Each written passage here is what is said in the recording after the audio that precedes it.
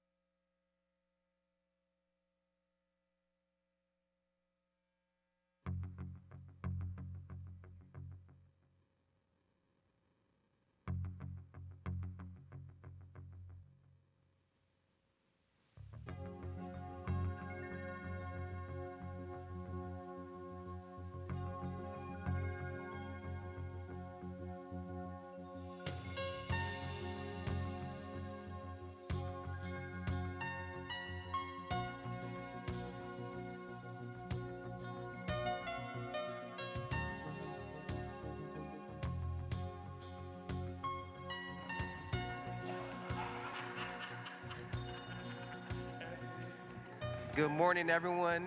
We are getting ready to start this morning's hearing.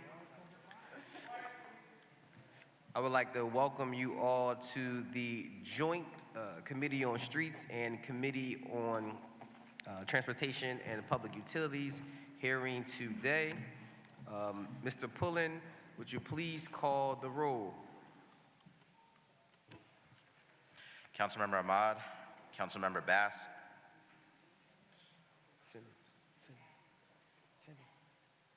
Councilmember Bass. Present. Councilmember Brooks, Councilmember Driscoll. Present. Councilmember Harity. Here. Councilmember Jones, Councilmember Phillips. Councilmember Squilla, Councilmember Young. Present. Thank you, Mr. Pullen. Joining us today is the sponsor of the resolution for today's hearing is Council Member Ketsi Lazada, representing the 7th District. So I note for the record that a quorum of this committee is present, and this hearing is called to order. This is a public hearing on the Joint Committee of Streets and Transportation and Public Utilities, considering testimony on Resolution 250160. Mr. Pullen, would you please read the title of the resolution? Resolution number 250160, titled Authorizing the Committee on Streets and Services and the Committee on Transportation and Public Utilities to hold joint hearings examining water main breaks and sinkholes occurring in District 7, evaluating the underlying causes of these issues and identifying solutions to prevent and mitigate their frequency.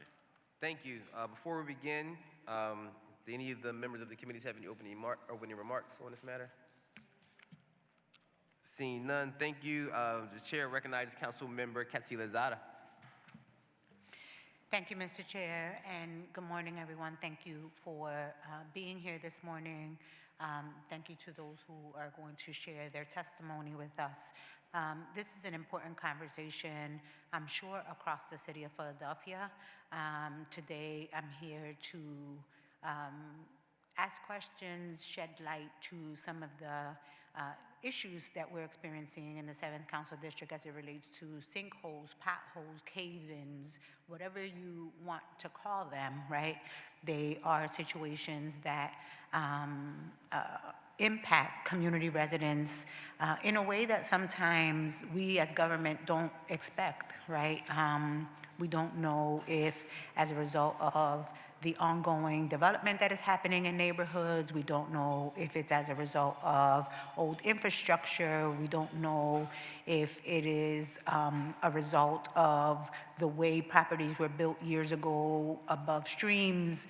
But what we do know is that these cave-ins are impacting quality of life and in some instances causing mold and structural damage to properties in neighborhoods like the 7th Council District. And so we receive on a regular basis, complaints about we don't know what to do.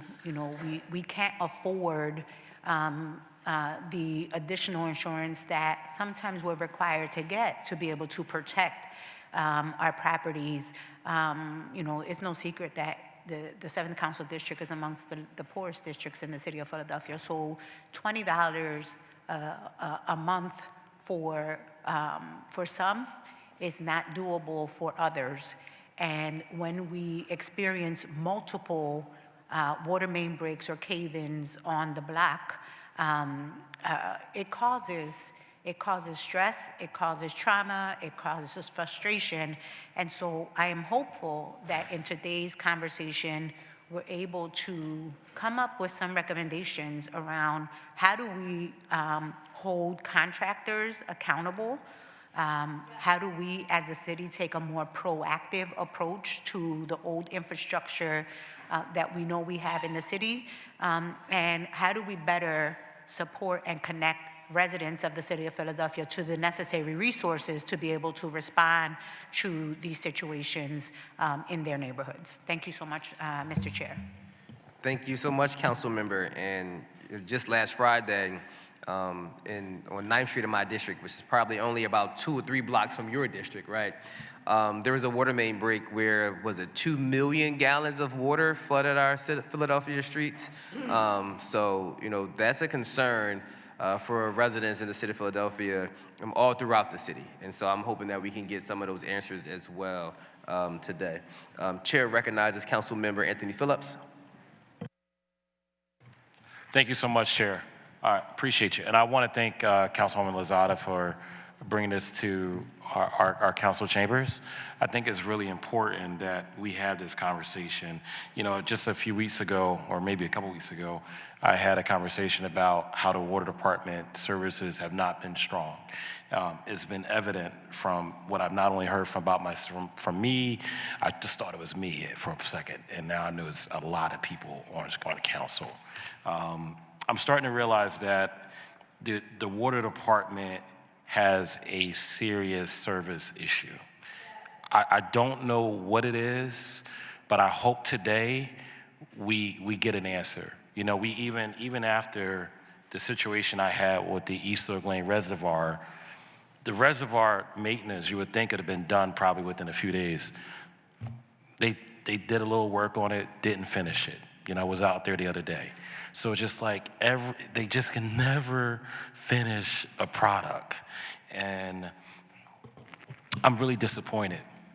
I'm really disappointed that this is happening across the city of Philadelphia, whether or not it's routine maintenance issues, sinkholes.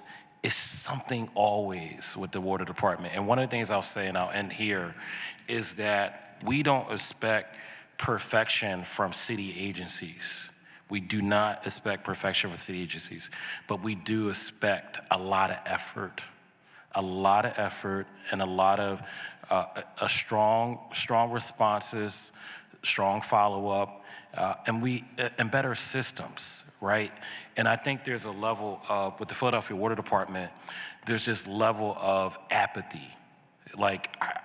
It's not enough care coming from his leadership, and there's not enough understanding of how serious these issues are. Because if I was a leader in the water department, I would be very disheartened by what's happening, but also I myself would have took my coat off and went out there and started doing the work myself, given how bad this department has been to the city of Philadelphia lately. So until I see otherwise, changes happen with this department, which I can't even see from my own neighborhood for a simple landscaping issue. I don't have no support for this department at all. Thank you. Thank you, Council Member. Any other remarks by members of the committee? Chair recognizes Council Member Harity. Thank you, Mr. Chair. Just want to note that while the water department may be responsible for some of this stuff, a lot of it is being done by illegal contractors who are digging up our streets illegally, putting in laterals to the houses. They do not put them in right. They do not fix the street right. So if you're lucky, they will pack the dirt down and throw some asphalt over it, but that's not the way you're supposed to patch it. It has to have special concrete first so the water doesn't get into the dirt and melt it away. And what happens is cars start driving down and starts pushing it down, then you get what we already have a law against this, and it's not being enforced. So that's another thing that I'd like to know, why we're not enforcing laws that we have on the books for these bad actors who are tearing up our streets. The odds honest truth is most of the residents who had this laterals put into their house, they paid for a permit on their bill, but they didn't get a permit. the way we know they didn't get a permit, because if they got a permit, the city comes out and fills that hole, because we want it done right. Like I said, it has to be the pipes have to be inspected to make sure they're done right. Then you have to pack the dirt down and make sure you don't crack the pipe. Then you put high resistance concrete on top of that, and then the asphalt goes on. Otherwise, we're just gonna have these problems. And my street is collapsing for the second time since it was redone. G Street, the holes just keep moving up the street. They fixed the sinkhole at Hilton and G Street, and 2 little streets up on mine on Willard Street, there is now a new big sinkhole. A lot of times they just come out and quick fix it, which means they just throw more stuff in there to build it up and actually don't fix the problem. I know part of that is because they're trying to hire contractors. But when people are getting water into their houses, or like my neighbor has had to pay for the laterals to be done 3 times because of people parking on that block when it's built, because we're on a little street and you have to park on the sidewalk, otherwise you'll have no one side of your car. But these are the things that we have to start looking, and we have to figure out why we're not enforcing the stuff that we already have on the books, because that would mediate some of this to begin with. Thank you. Thank you, council member. Any other remarks by members of the committee? Seeing none, Mr. Pullen, would you please call the first witnesses to testify on this resolution? The first witnesses to testify are Olga Hernandez, Luis Rios, Maria Orona, and Pablo Lamboy.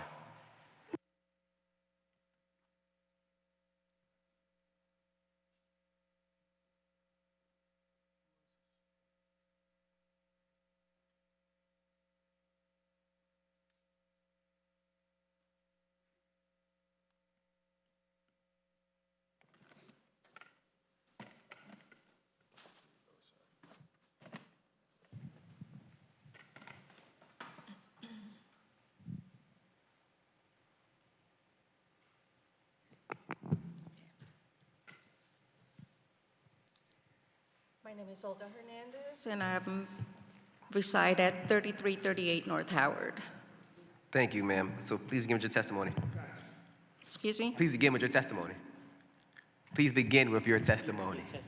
My testimony, okay. I called back in July. I called 311, and I made a report about the sinkhole. In November, they came and they put signs, all cars to be removed, because they were going to come and deal with the problem. Come December, nothing was done. January, I called, and I was informed that the case had been closed because, why, I don't know, they couldn't tell me. And I said, well, the case cannot be closed because nothing was done. So they reopened the case.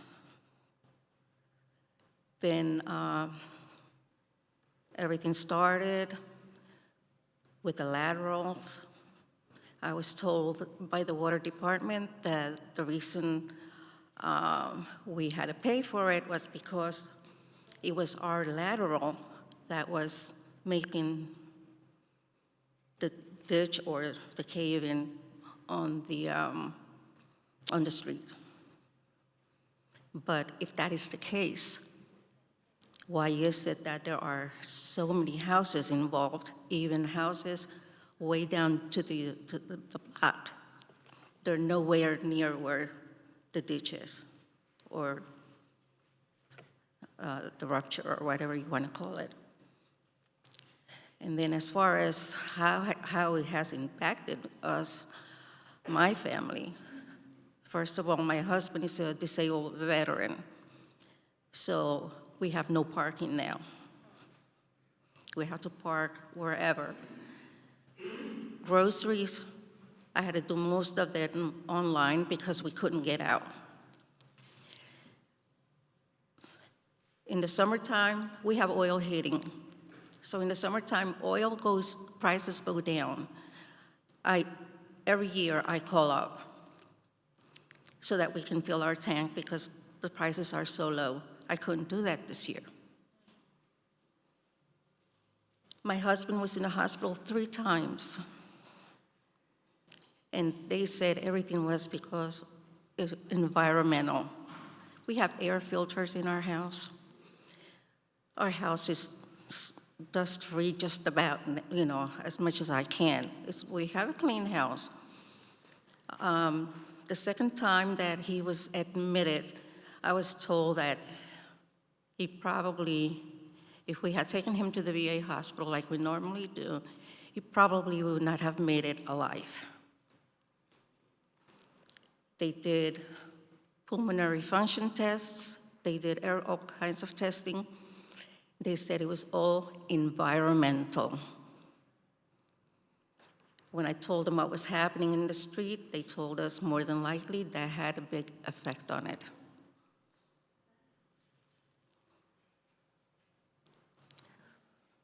Thank you for your testimony, ma'am. Yeah, we really appreciate that. But please stay in case any other members have questions for you for a second. So are you testifying? Please Yes, state your I name. Please state your name for the record and begin with your testimony. My name is Luis Rios.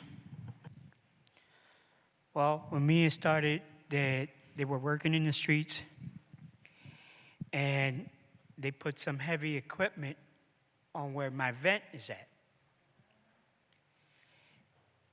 The equipment was so heavy it cracked the cement.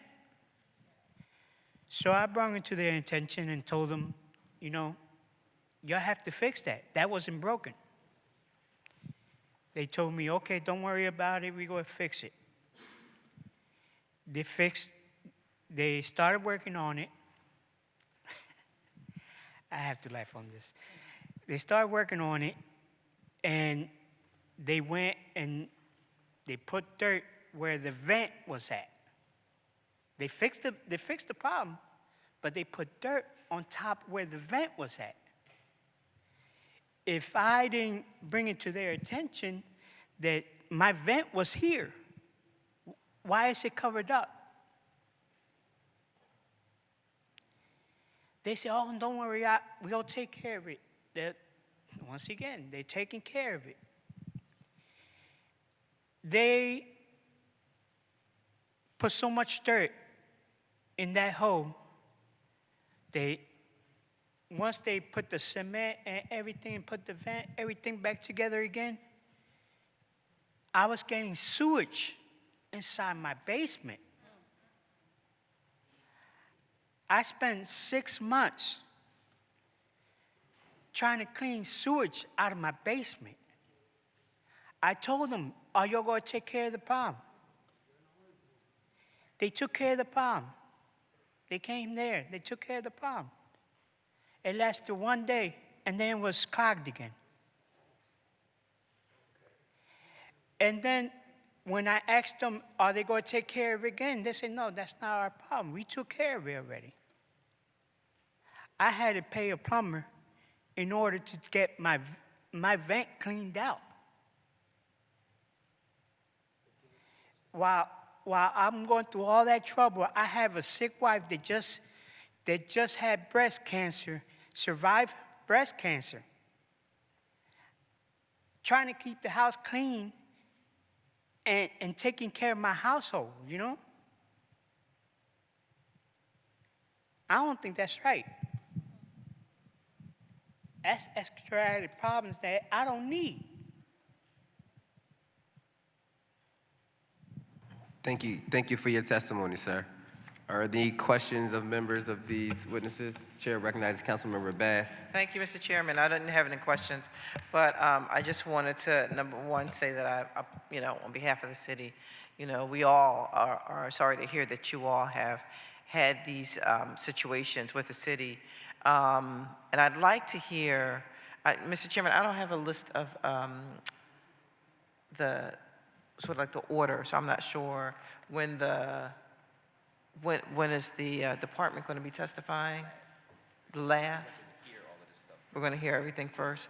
Okay, so I just really wanted to put on the table then, thank you.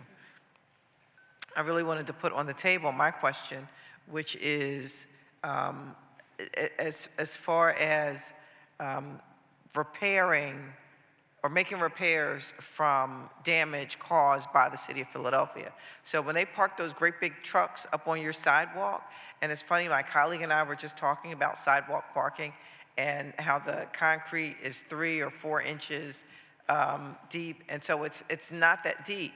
And if you park a very large vehicle, or really any vehicle with that weight on the sidewalk, you know, these kinds of things are going to happen. So when it happens, you know, the city of Philadelphia has a burden and responsibility to make sure it's done all the way through. And if we cause a damage that then leads to sewage in this gentleman's basement, then we're responsible for that as well, I believe. And so I'd like to hear from the department in terms of, you know, how do we address items like this, and how will we in the future do it so that it's, you know, it's better for our constituents. So, you know, I'm sorry for what you have experienced. I've had a situation, anybody who's ever had a situation with sewage in the basement, it's the worst thing ever.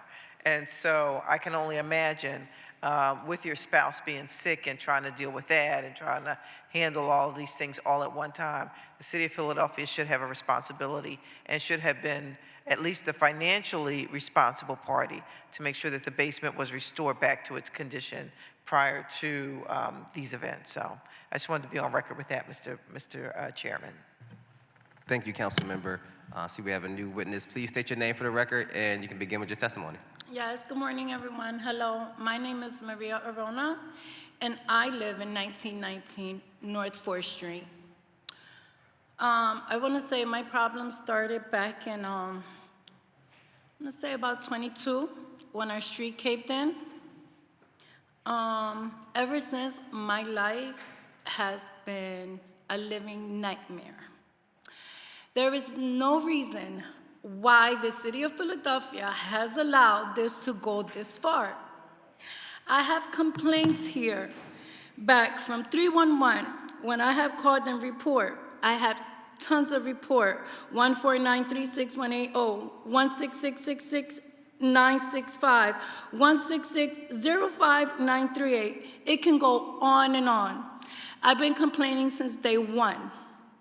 Since I've noticed that these developers come, do as they choose. Park on your sidewalk, get on your roof with no permission, which my roof is leaking since 22, okay? Thanks to the developers. Have I reported all this? Absolutely. 2311, the city of Philadelphia. Has anything been done? Here I am today, October 28, 2025. No resolutions. I wake up with bills and bills that I am tired of. Why? Because as a homeowner, I am expected to do what's required from the city of Philadelphia. But who responds to a homeowner that has been affected year after year? Which, let me tell you, I was paying $300 in property taxes, and now I'm up to almost $4,000, which my neighbor in 1917 only paid $1 for his house, which is an investor, which climbed up on my roof without permission, which today he's driving, I don't know, I think I seen him in like 3 different cars, none of them over $50,000, okay?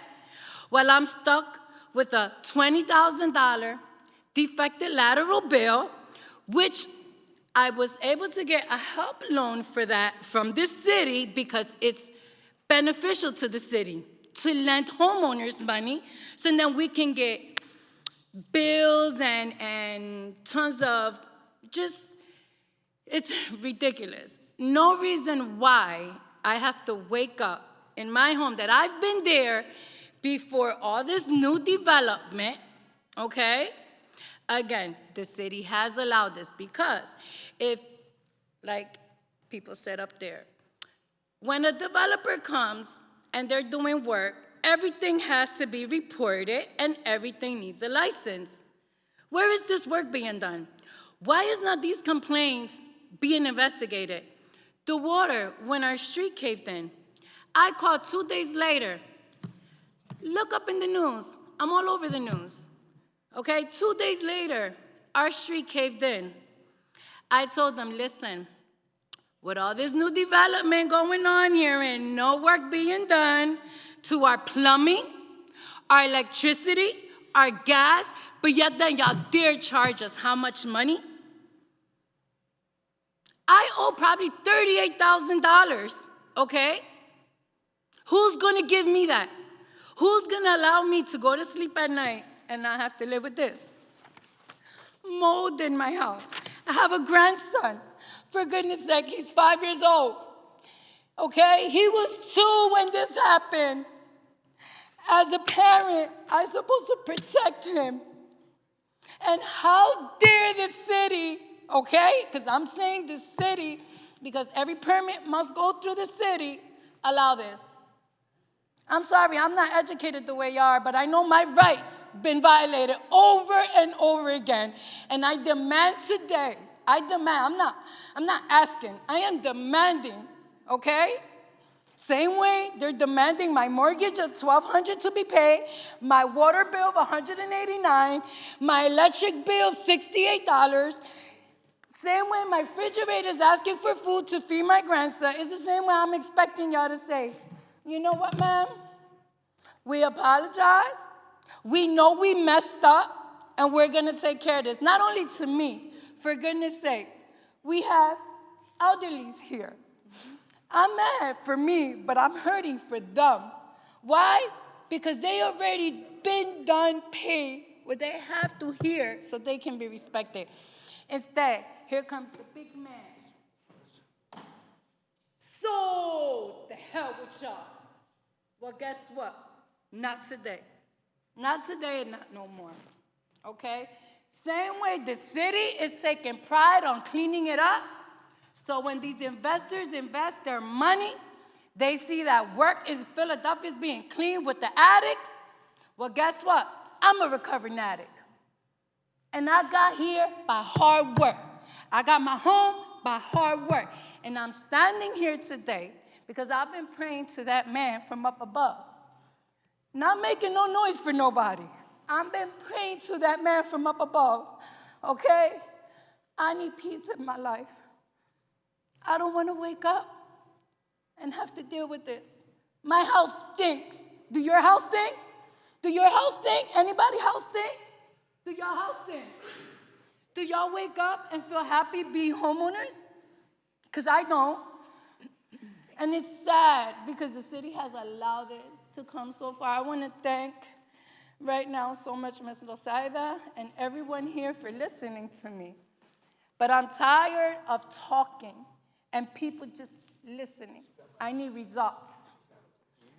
Okay? We want results. $1, 1917, Google that up. $1, he paid for that. How much money he don't get every month? How much trash I gotta put up with every week on Tuesdays? Guess what? Our trash people went on strike. Guess why?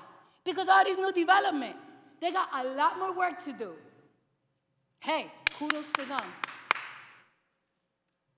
But now, let's get us and people that's been here before these developers came in some respect. This city has to take on some responsibilities the same way the water, the city, L&I, construction, I don't know. But I'm asking today that y'all hear all of our testimony and that something be done, because when I finish here and I get resolution, I'm gonna make sure that I tell my community that's been affected, that doesn't know the information that they need, to get some resolution. Okay, because we deserve this. We've been here before any of these investors came to just throw money. And we have history, life, family. I'm not leaving Philadelphia. They can keep offering me all the money in the world. I am going to stay where I'm at because that's my home. My kids grew up there. That's home. Home, guys, and y'all know what that means? I don't have to wake up stressed. Help me, y'all. Help us. Okay, that's all I want. Thank you so much. Thank you for, yes. Thank you for that powerful testimony, Ms. Arona. I just have one question for you. If you can tell us, just get on the record, how many times have you called 311 in the last year? Over 100 times. Over 100 times. Porty potty, it was, excuse my language, poop all over my sidewalk. You know when I called 311, you know what they told me? Call the porty potty people and tell them they have to come and clean it. When I called them, you know what they said? We'll have someone out there when it's available. And guess what? This lady, these hands, had to clean up poop from construction people, from developer. God knows who else was in there. Spilled all over my sidewalk, which goes into my basement because my basement leaks. By the way, that help program, when they came to do my work, because he's right, these trucks stand in front of our sidewalk, they break our sidewalk. Google up back in 20 and look at my sidewalk so beautiful, and then Google up 22 and look at my sidewalk all broken. That doesn't change. Those are proven facts that y'all can see. 311, check, 1919 North 4th Street. I promise you there's over 100 reports. My house shaking, my house is leaking. You think I sleep good at night? The people that did the plumbing, it rained for about 5 days. They left that uncovered. All that dirt and mud went in my basement, which caused me blue mold. Did I call and report it? Absolutely. Today, there's still 2 ditches. I'm centered, a small, beautiful, strong home, and 2 castles next to me.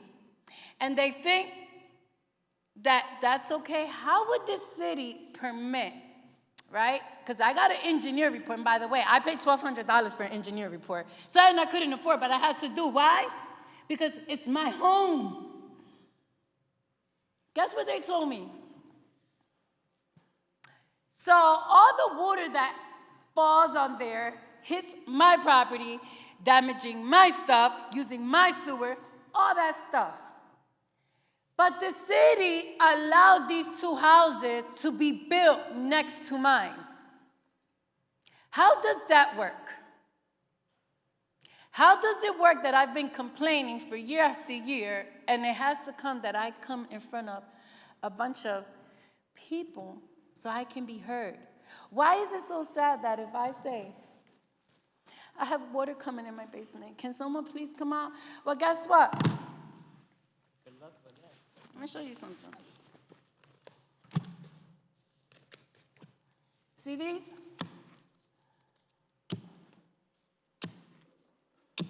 Complaints. But let me tell you, this person right here, water department, call me at 2 o'clock in the morning.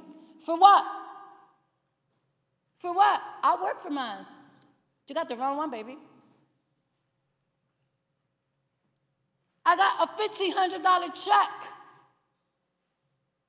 For what? You told me what $1,500 can do, which it never even came to my hand. They approved me for it, but it never got to me. $1,500. Who makes $1,500 here in 1 month and it's enough? When I've been enduring this year after year. I got estimates, $28,000 to fix my basement, to fix my sidewalk, $8,000. Ridiculous. Then they ask us, oh yeah, you say, yeah, people hire contractors and they come and they cover it up because people can't afford it, but these investors can, and guess what? They have the audacity, okay, to do these potholes and walk away from there with a big fat check. And we get stuck with a big fat bill. How does that work? Why do the city allow this? Is it making y'all money? Because it's causing us pain. Pain, year after year. I can't look at my grandson and say I'm doing a good job because I got him living under these conditions. Mold.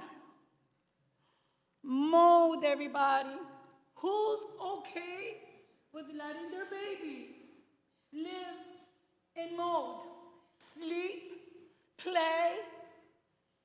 We live there. This is not an investment property. This is our home. I can go on, but I have to stop.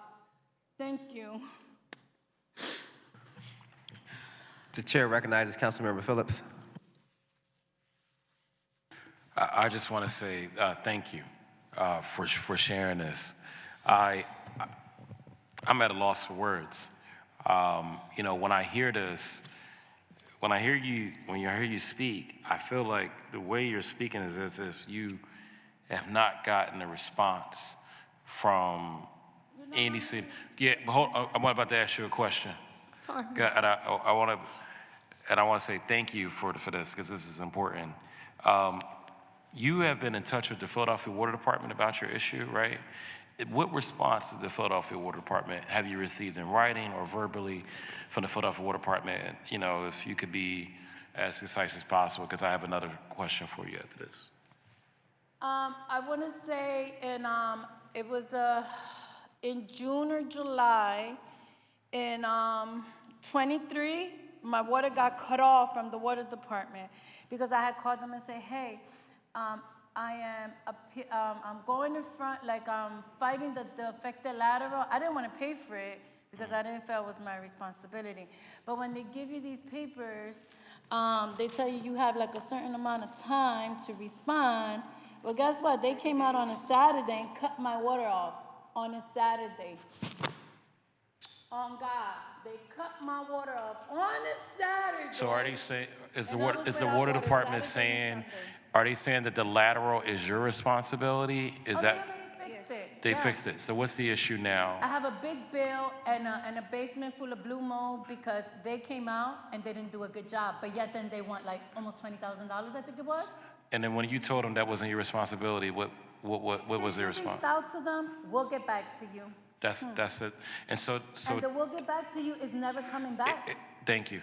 So this is the issue that I have with the water department. Every response that I get from them, especially for emergencies, is we'll get back to you. Coming weeks, something that is not immediate. There's no deadline, there's no timeline, and I think that's unacceptable. You deserve to have a decent response time. Whether or not it's in favor or not in favor, an explanation, they should be able to exhaust all. Thank you. I'm sorry to hear this. Thank you, Councilmember Phillips. Chair recognizes Councilmember Lozada. Thank you, Mr. Chair. I think that you're going to, over the course of this morning, you're going to hear very similar stories, and I think that's the frustrating part.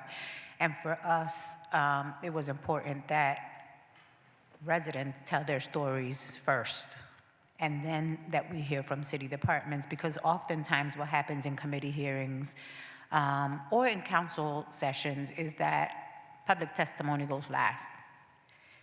And at that point, or by that point, most of the individuals that can do something about it, that can act upon some of these very serious concerns are gone. They've left the space.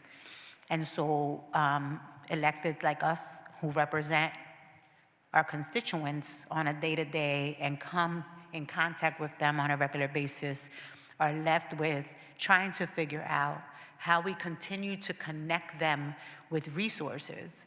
Sometimes, as you're hearing, resources that don't effectively resolve the situation. And so that is why it was important for us to allow for some of these residents to go first and then have city departments come after. But these are the same stories that we hear day after day, week after week, month after month. You know, for situations to go on for years, it's troubling. And at some point, we need to figure out, as a government, how do we proactively respond to the old infrastructure that we have underground, as well as how do we hold some of these contractors accountable for for the work that's not completed, right? And what exactly is that process?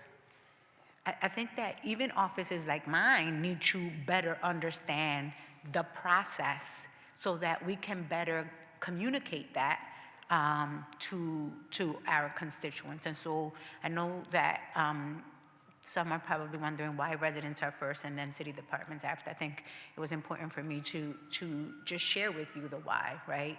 We need to make sure that these stories are heard and that they're on the record and that they're heard by those who can actually bring some resolution to them. So thank you very much for that. Thank you all for sharing your stories with us today. Yes, ma'am, please. I'm sorry? Yes, please, proceed. Yeah. I also have to say that last year, when this all started in our neighborhood, I purchased the water resources insurance, thinking, I'll be covered if anything happens. They don't cover that either. So we paid for this insurance for nothing. We are on a fixed income. We're senior citizens.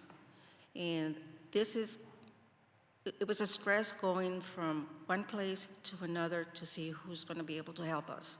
We can hardly even get around. And then on top of that, we do find the help. Our bills going up. When my husband got sick, the ambulance had to make like 2 or 3 turns to back down our street to pick up my husband, who almost died on his way to the hospital. And that shouldn't have happened. That shouldn't have happened at all. If they had fixed this a long time ago, when it was first reported, I would have been a widow today. And I say that because that had a lot to do with also, because it's all environmental. Thank you. Chair recognizes Councilmember Bass. Thank you, and thank you all for your testimony. Mr. Chairman, I wanted to make a suggestion, and I know that Councilwoman Lozada has been actively engaged on this topic, and it just, has dawned on me as to how, as district members, I know that you have, obviously, Kate, these situations. In my district, I have a situation on the 2900 block of North Judson Street, where we just were able to get funding to redo the street, which was sinking. And it sounds very, very similar. Water issues underground, trucks on pavements, the water department coming out, starting work, stopping work, patching things, not completing them, and it led to basically the street on the verge of collapse, where, ma'am, where you said the truck had to back down the street because they couldn't travel down the full length of the street because it was just so tenuous. It probably looked like this block of Judson Street in my district, where it looked like it could collapse at any minute. So what I was going to suggest to the chairman, and this is something that we could probably discuss later, is to maybe as members have a sort of like a working group around this with Philadelphia Water Department, to talk through and meet with them on a regular basis and go through our cases and just sort of share what you've learned, what I've learned, what you may have learned with the water department, so that we can, they can help us and we can help them, because we have to work together to try to get some of these things addressed, but our constituents need our help. And we all know that. There's no reason that you should be stuck with a $30,000 bill or, a $20,000, any bill of any kind. If we do the damage, we are the responsible. If you create the condition, you are responsible for the results. And that's what the city of Philadelphia has to live up to. So just a suggestion, Mr. Chairman. Thank you, Councilmember. I'm sorry. Like 2 days ago, our street, not mine, I want to say about, I live on 4th Street on 9th. The street caved in. I want to say this, and I mean this. I don't know why, but it happened here, here, here. Listen, it's going to happen here. Get some work done. Y'all paying these people, get them to check these things out. Because guess what? Y'all going to pay, to help us, and then we're gonna get all over again. So what I feel that everyone needs to do is like really work together to resolve it, because these payouts, it's good to help us, but it's not enough. I want to wake up and feel that my street's not gonna cave in, that all this development is not gonna cause any more harm that it already has caused. And I think that that's something that if there's anything I want to do, let's look into these things, because if I'm not mistaken, 1893 was I heard that my plumbing in my neighborhood since 1893, and we're in 2025. I had to share that because it happened in 3 spots. So it's gonna happen on that spot. Because before we had a house, now we have a building with 200 and 300 apartments. Damn it. I used to get water in my house to take a shower. Now I'm getting a little spritz of water. I had to share that because I think that's really important too. Thank you. Well, our streets were done about 30 years ago. I was living there still. One of the plumbers told me the work was not done right, and this is why you guys are having this problem. And who did that work? The water department. So now we have to pay for what they did wrong. Thank you. Good morning, sir. Are you here to testify as well?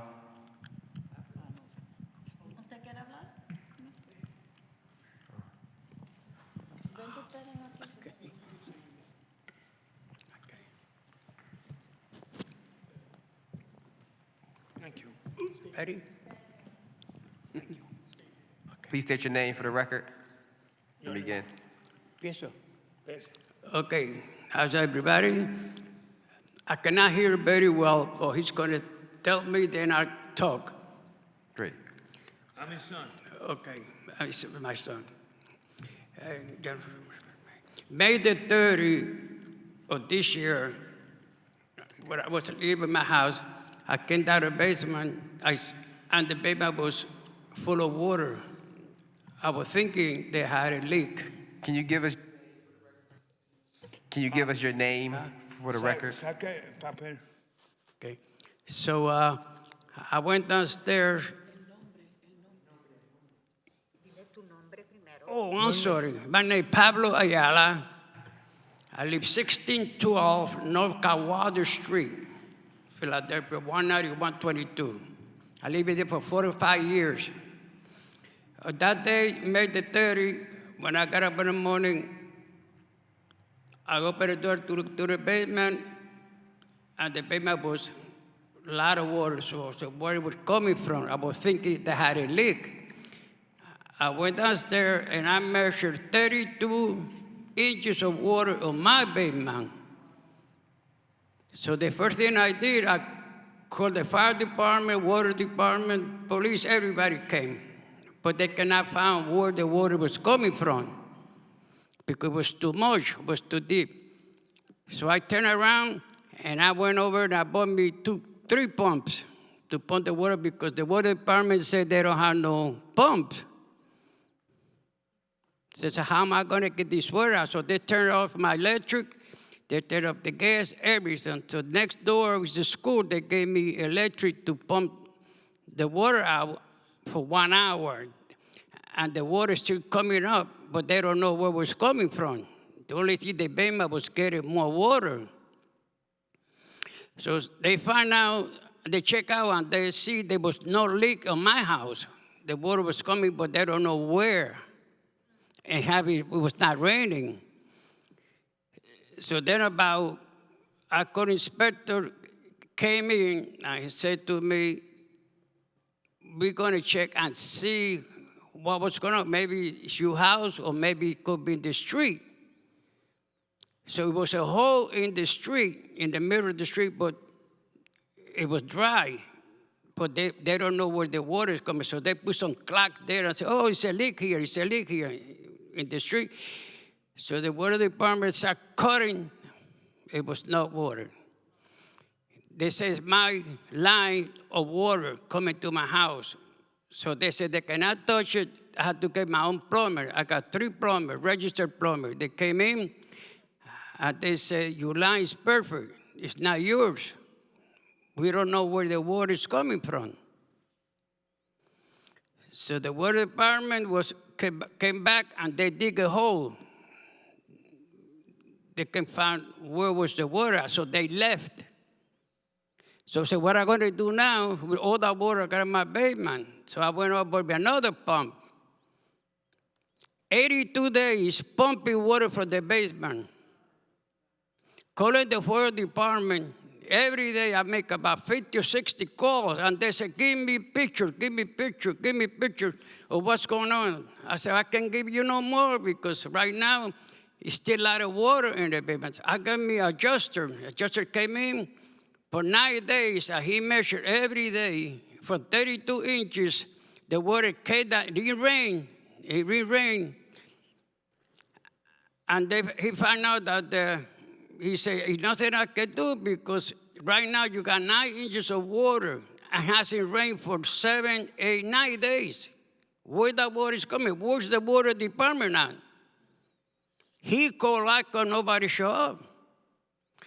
So I still have 3 pumps pumping water day and night for 82 days. I lost everything on my basement. Everything. So finally, at the end, about 13 days,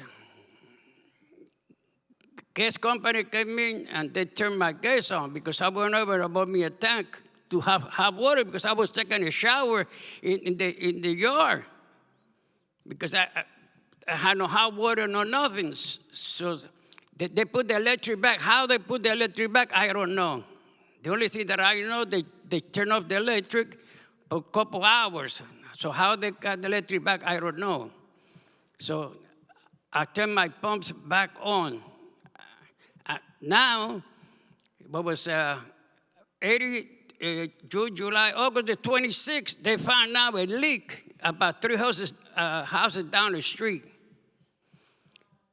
So they say that there was a leak before and they fixed it, but they never told me or anybody in the neighborhood to turn off the water. They say, what's going on? Because they didn't tell us to turn off the water off. So what happened, when they found there was a leak, the guy say, take some water, we're going to turn off the water up in the corner and see what happened. So he did.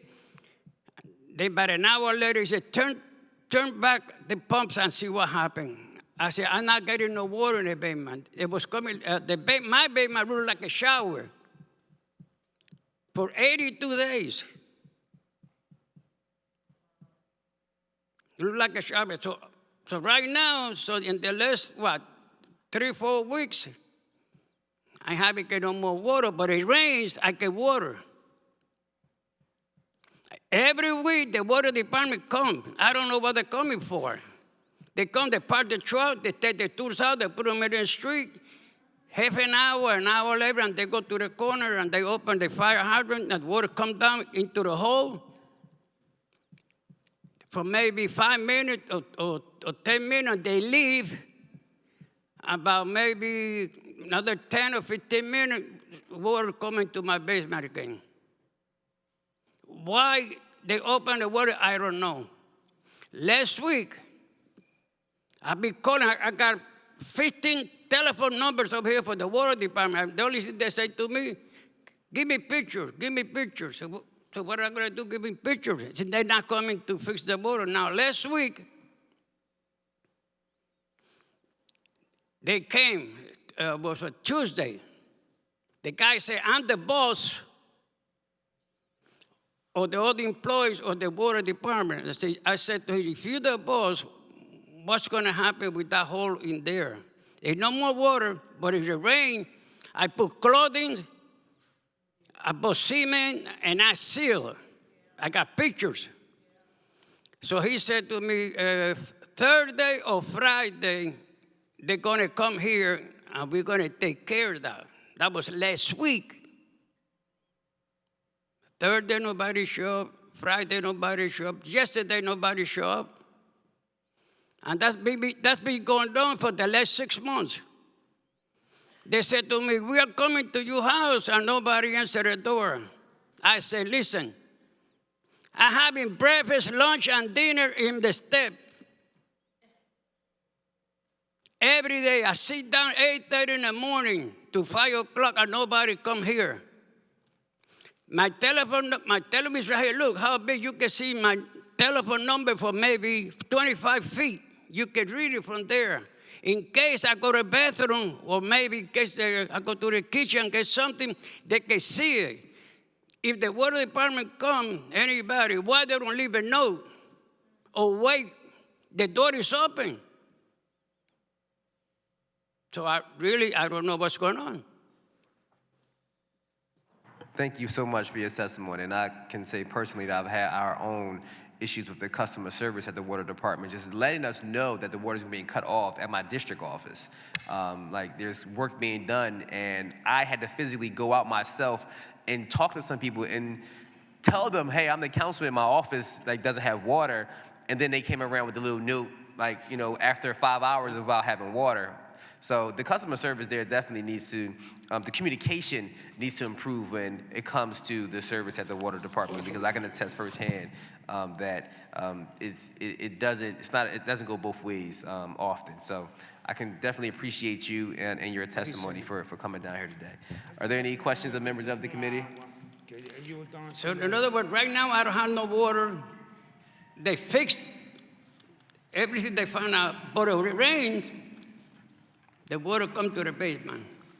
So what I did, I just bought some cement, I seal it. Outside. Outside is in the street, it's not in the pavement. So they told me that I had to fix my pavement to find out my line. My line was perfect. So they want to charge me $676 because they plumber. I said, no, you charge it to the city because this is not mine. My line is perfect. I got no problems at all. So now, every morning when I see the weather every day, they're going to rain, I'm ready.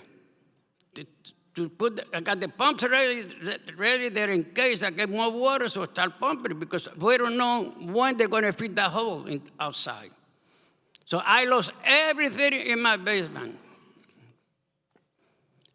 I just bought January, February, I bought a hot water tank. It cost me $900. They only lasted me 2 months.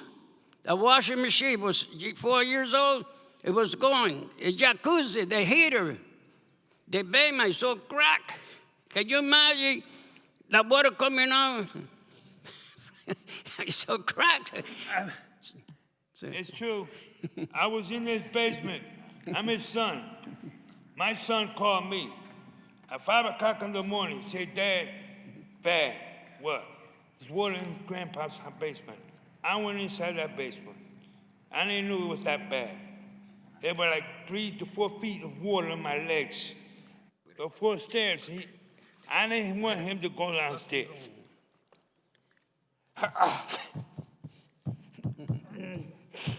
I'm holding it because he's 84 years old. I went, he showed me, I got the pumps, got the hose line out, pumping that water like crazy. My son lost his clothes. My father got all the papers, everything he lost. And I was pushing that water out. He lost a pump. He lost just about everything. This man got a bad knee. He went for years. And when the water department did not do as much as I told them they do, you're supposed to do it. What's going on? Y'all come over here and make a hole and then you disappear? What's up with that? What's up with that? They said the water is coming from your bed. No, wrong. We look at the meter. You got a water meter. If your water meter is running, that means it's water. But if you shut it off, right, there's no water coming in. So they did it. So the water was coming from out there. So it took a long time then to figure that out. So, oh, I'm sorry, Mr. President, it's our problem. It's our problem. Well, if you got a problem, fix it. See this sticker right here? he put a big giant note on his screen door. Even I could see it from far away. You mean tell me that the guy's gonna come and say he's gonna come? He never showed up. You know why? Because I was there 24/7. Yeah, I don't live there. That's my dad. Thank you for your testimony. Thank you. Are there any questions? I want for you to do me a favor, do sir. something now. But this is ridiculous. This is ridiculous. I could have got sick. Yes. And I think that's why we're here, to hear your stories so we can figure out what we can do as a city council to make sure that this doesn't keep happening all over our city, because it's an issue that's happening everywhere on a daily basis, and we're going to make sure we get to the bottom of that. Okay. Thank you. Thank you. Yeah. Last week, I called Joseph Miller, who's serving me for 25 years old, because he said, your heater no good. So he came over, and he tried to fix it, put a new motor. He fixed it because of almost $900. I had to pay because it's getting cold, and I can't get nobody around. So now I bought another tank of hot water so I can take a shower and use it. So I bought another washing machine. So now I got the pumps ready there in case it happened again. Hopefully not. But at least if I didn't have a couple of dollars, what would have happened now? Nobody from the water department inspector came. Nobody. I don't know what happened. I got here, I think I got here about 15 telephone number for water department. There you go. Every time I go on, they say, give me pictures, give me pictures. Picture for what? Send me inspector so they can see. One employee from the water department came, and he was outside. I said, come outside and see if you can see what was going on my basement. He said to me, the city of Philadelphia is not responsible for your loss here. I said, why? He said, I am inspector. If you are the inspector, okay. Is that what you say? Is really? Okay, fine, no problem. What I'm going to do, I'm going to fix everything on my own. He said, but that's what you have to do. I don't know. And I said to him, if you inspector, why you dress up like a hardworking man?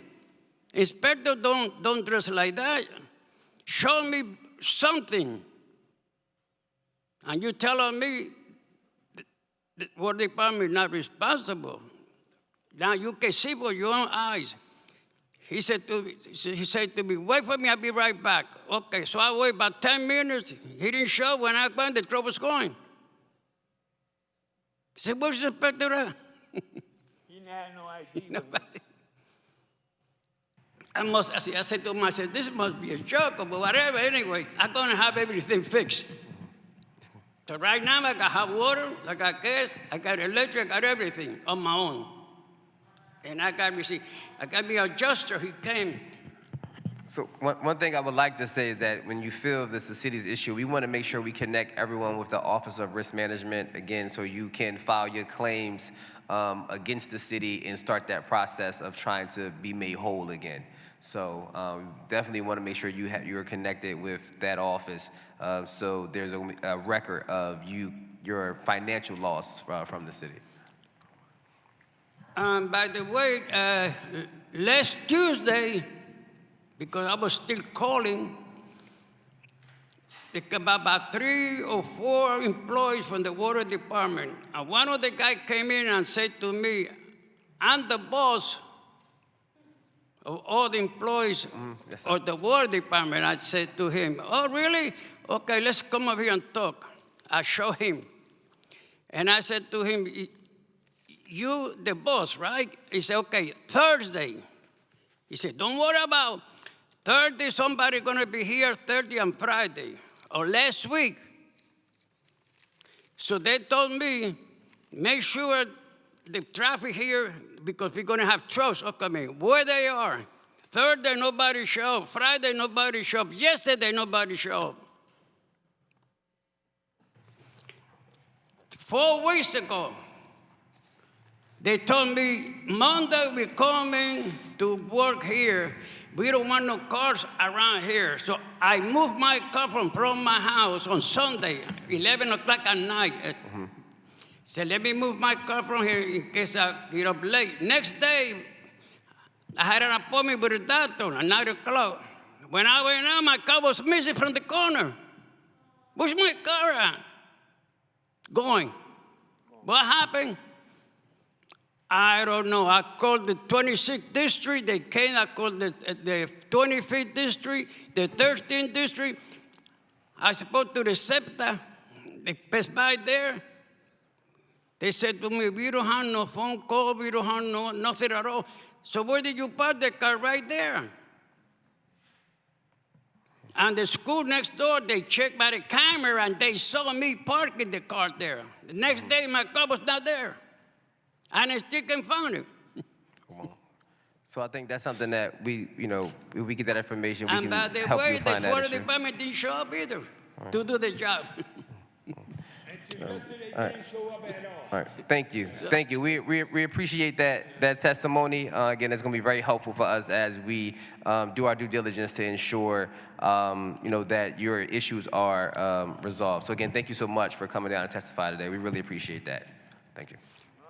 In case this happen again, what I'm going to do, I'm going to buy me a boat, put them in the basement. That's the only thing I can do. Thank you. Mr. Pullen, would you please call the next witnesses to testify on this resolution? The next witness to testify is George Kunkel. Is this the witness testifying via, online? There we go. Yes, good morning. Can you hear me? Yes, sir. Good morning. Please state your name for the record, and you can begin with your testimony. Very good. Thank you. My name is George Kunkel. I'm a licensed professional engineer in the Commonwealth of Pennsylvania. My education, background, and experience are in the field of civil engineering. My specific focus is water efficiency or water loss control in drinking water utilities.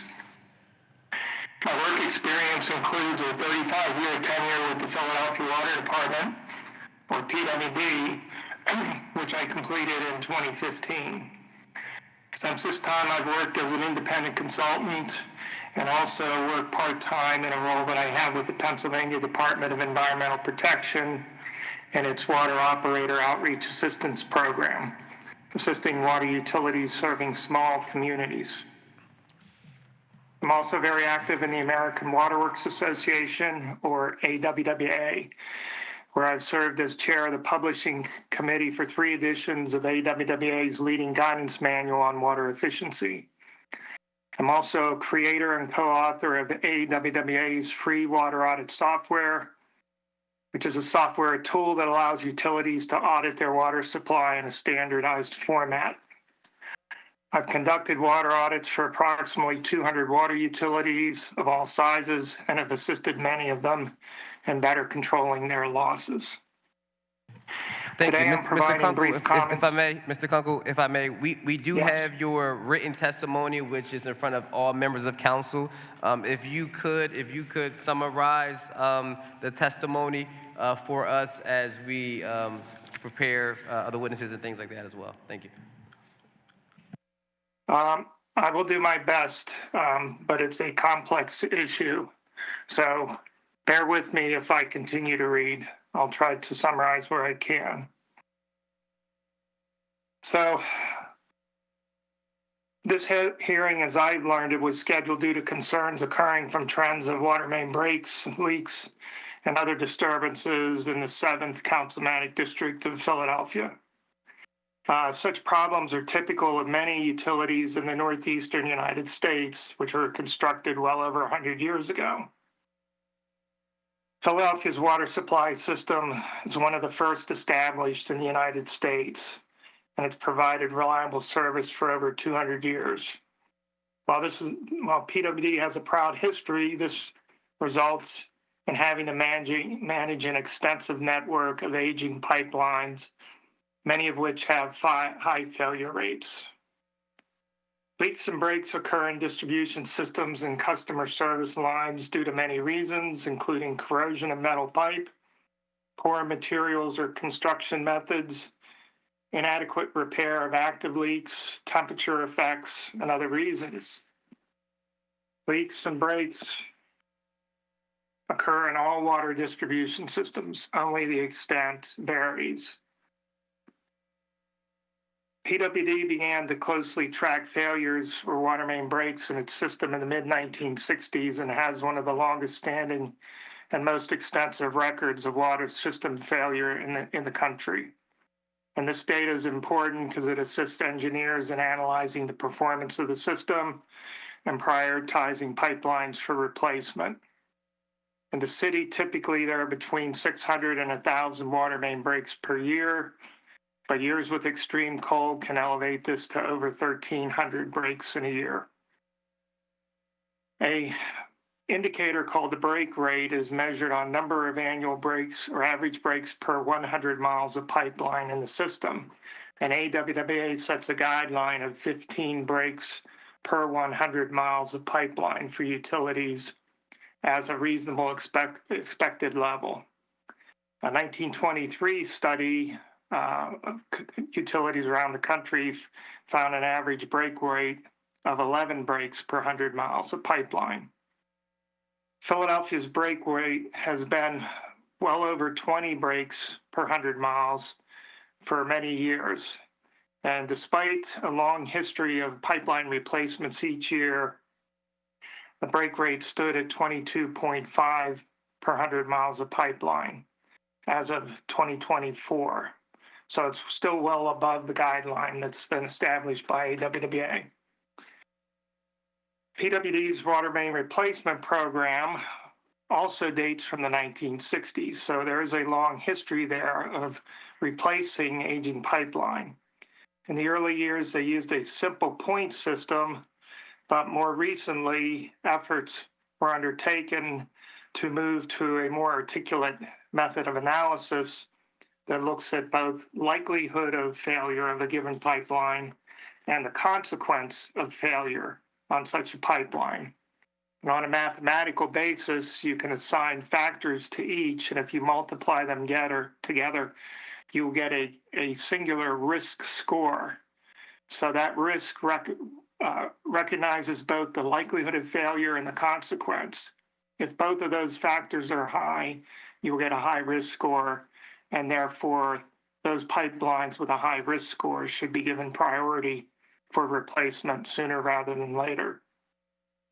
So Philadelphia has had a goal generally for many years of replacing about 20 miles of pipeline in the system, and it's a system that has over 3,000 miles of pipeline. At that replacement rate, it's expecting each pipe to last 150 years, whereas typical expected service life for piping is 50 to 100 years. So at 20 miles per year, that's really not an adequate level.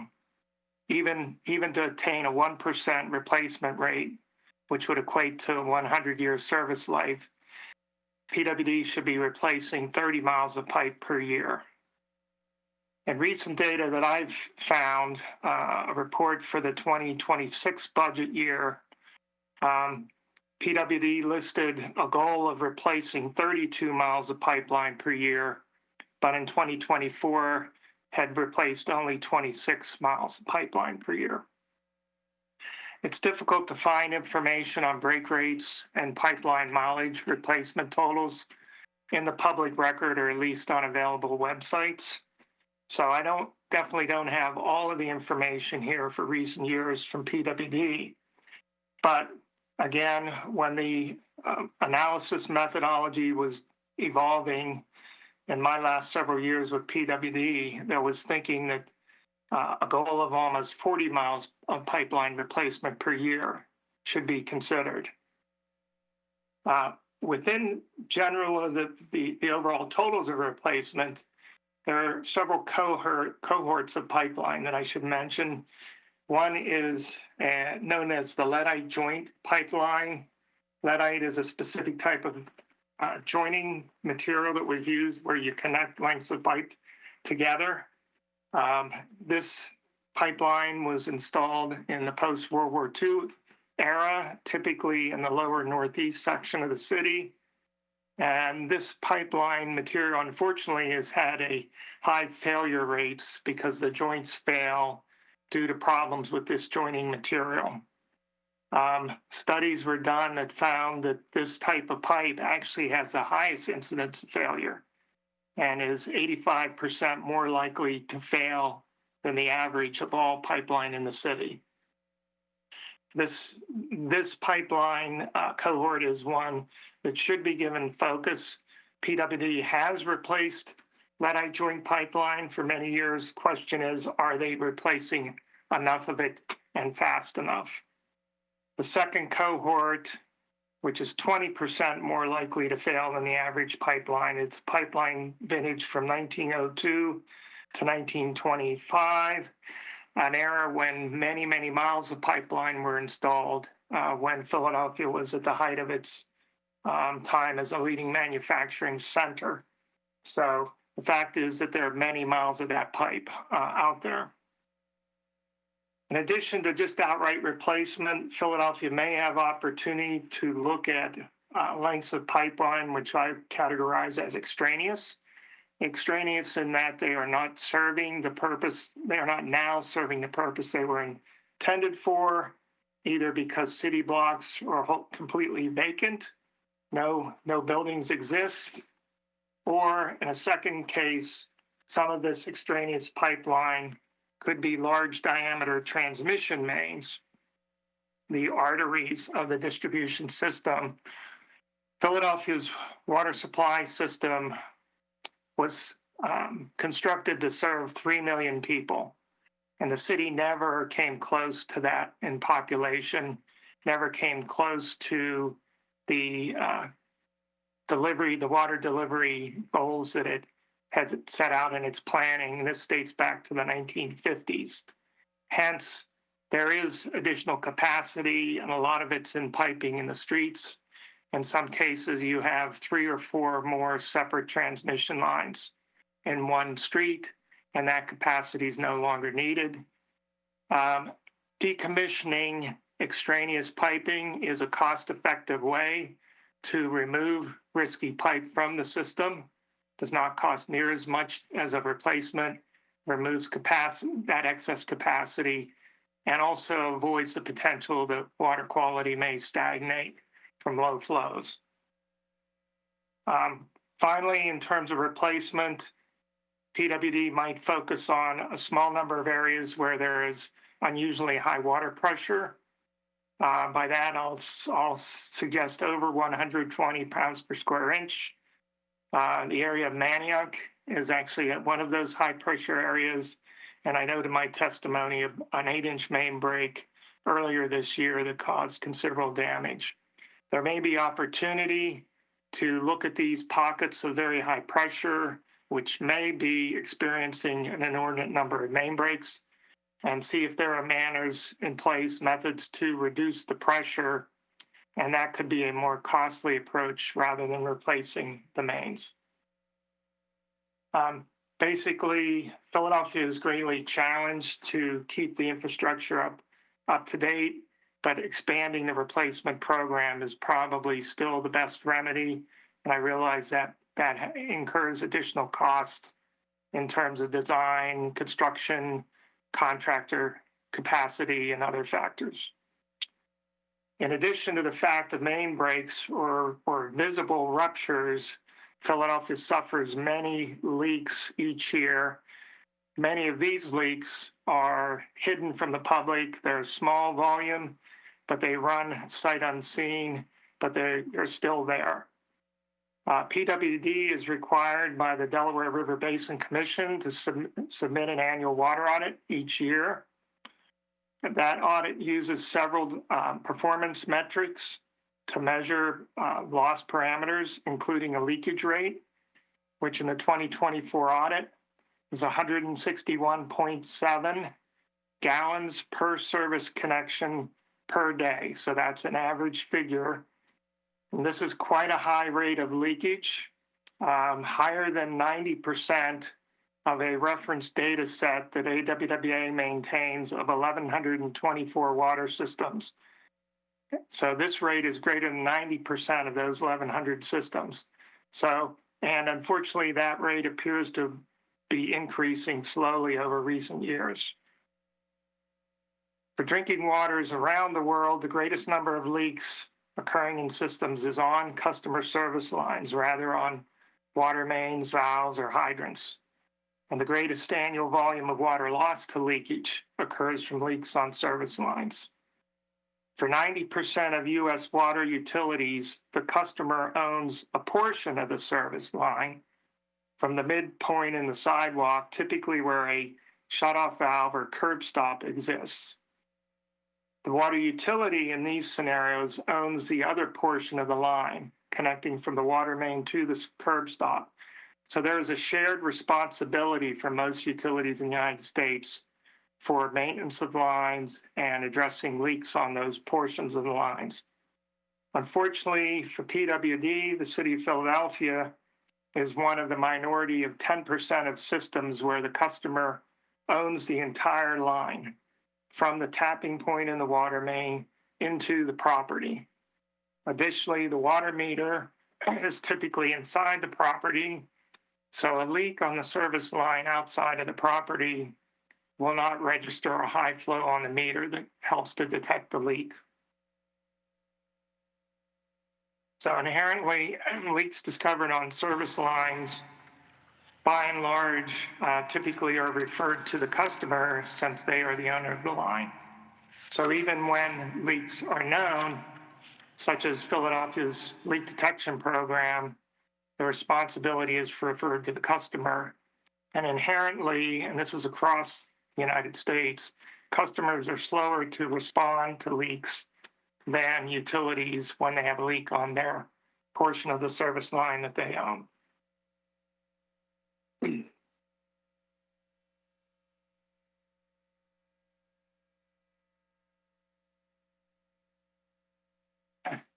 PWDs have different ways to assist customers. One is the Homeowner Emergency Loan Program, or HELP, which allows homeowners to receive zero-interest loans to conduct replacement of their service line or lateral. And this has been a worthwhile program, but at times the administration of the program has suffered. Repayment of loans does not always occur, and there are administrative issues around the program. If that is a program that's to continue, making sure that it's running efficiently and can effectively assist the customer will be an important thing going forward. PWD, like every utility in the country now, is also confronting the need to replace lead service lines. PWD in the past year has been identifying these service lines, although lots of lines are considered to be of unknown material, so there's a challenge there. Anywhere from 20,000 to 25,000 lead lines exist, and federal regulations are calling for these to be replaced. And that, in terms of leakage, is a good thing because, as you've heard, so much leakage occurs on service lines. If they're being replaced because they're lead material, well, that might also assist in reducing leakage too, as that occurs. Finally, the PWD has had a leak detection program for over 40 years, and that has been effective and a necessary program. At times, I've noticed it's been more effective than other times. I would say in my last couple of years, between 2013 and 2015, we had seen a large changeover of staff, retirement of longtime skilled technicians, and I observed a period where the number of leaks detected had dropped dramatically, even though crews were still out patrolling for leaks. So having the program in place is important, having the staff, but also having the training, the monitoring, the supervision is critical because staff has to be effective in actually being able to identify the leaks. And then, only then can you set forth to try to get them repaired. To summarize and conclude here, PWD is greatly challenged to manage what is arguably the oldest water distribution system in the country. And it has also admirably conducted programs for more than half a century to both control leakage and replace pipelines. However, I think with the age and condition of the system, PWD does have a Herculean level challenge and must still look to elevate its efforts. And I would have to say that the incident leaks, the complaints, the disruption that's been voiced at this hearing does probably evidence that PWD needs to accelerate its activities. Thank you very much. Thank you so much for your testimony, Mr. Kunkel. Is there any questions for this witness by members of the committee? Seeing none, well, I do have one question for you. So at the current rate of that the city is replacing pipes, can you just get on the record, there's a lot in your testimony, can you just get on the record how long will it take the city to replace the current the pipes, the old pipes at the current rate that they're replacing them? Like, I guess talk about the average useful life of each of the pipes and how long will the city take to replace each pipe? Okay. Recognize too, the city has been replacing pipelines since the late 1960s. So considerable lengths have been replaced already. Just on average number basis, given it's a 3,000 mile system, if it were only to replace 1% of that each year or 30 miles, then you're expecting every pipe to last 100 years, which is probably about the highest lifetime you might expect. Now, Philadelphia has many pipelines well over 100 years, although Philadelphia also has many breaks and many leaks. So probably evidencing that living with pipelines over 100 years is going to result in leaks and breaks, excessive leaks and breaks. So right now, the 30 mile is sort of like, the 30 mile goal might be a bare minimum, and PWD, to my knowledge, has not achieved that 30 mile goal. Although I could not find yearly totals for recent years. So very likely PWD needs to have 30. It may have a goal of 32 miles right now, but I'm not sure it's meeting it. However, it still may want to even have a higher goal than that, maybe between 35 and up to 40 miles even per year. Thank you so much. Again, any other questions for this witness? Mr. Kunkel, thank you so much for your testimony this morning. It's very informative for us. Thank you. Welcome. And your full statement, written statement will be made a part of the record of this hearing as well. So again, thank you so much for your testimony. Welcome. Mr. Puller, would you please call the next witnesses to testify on this resolution? The next witness to testify is Benjamin C. Jewell, Commissioner for the Philadelphia Water Department.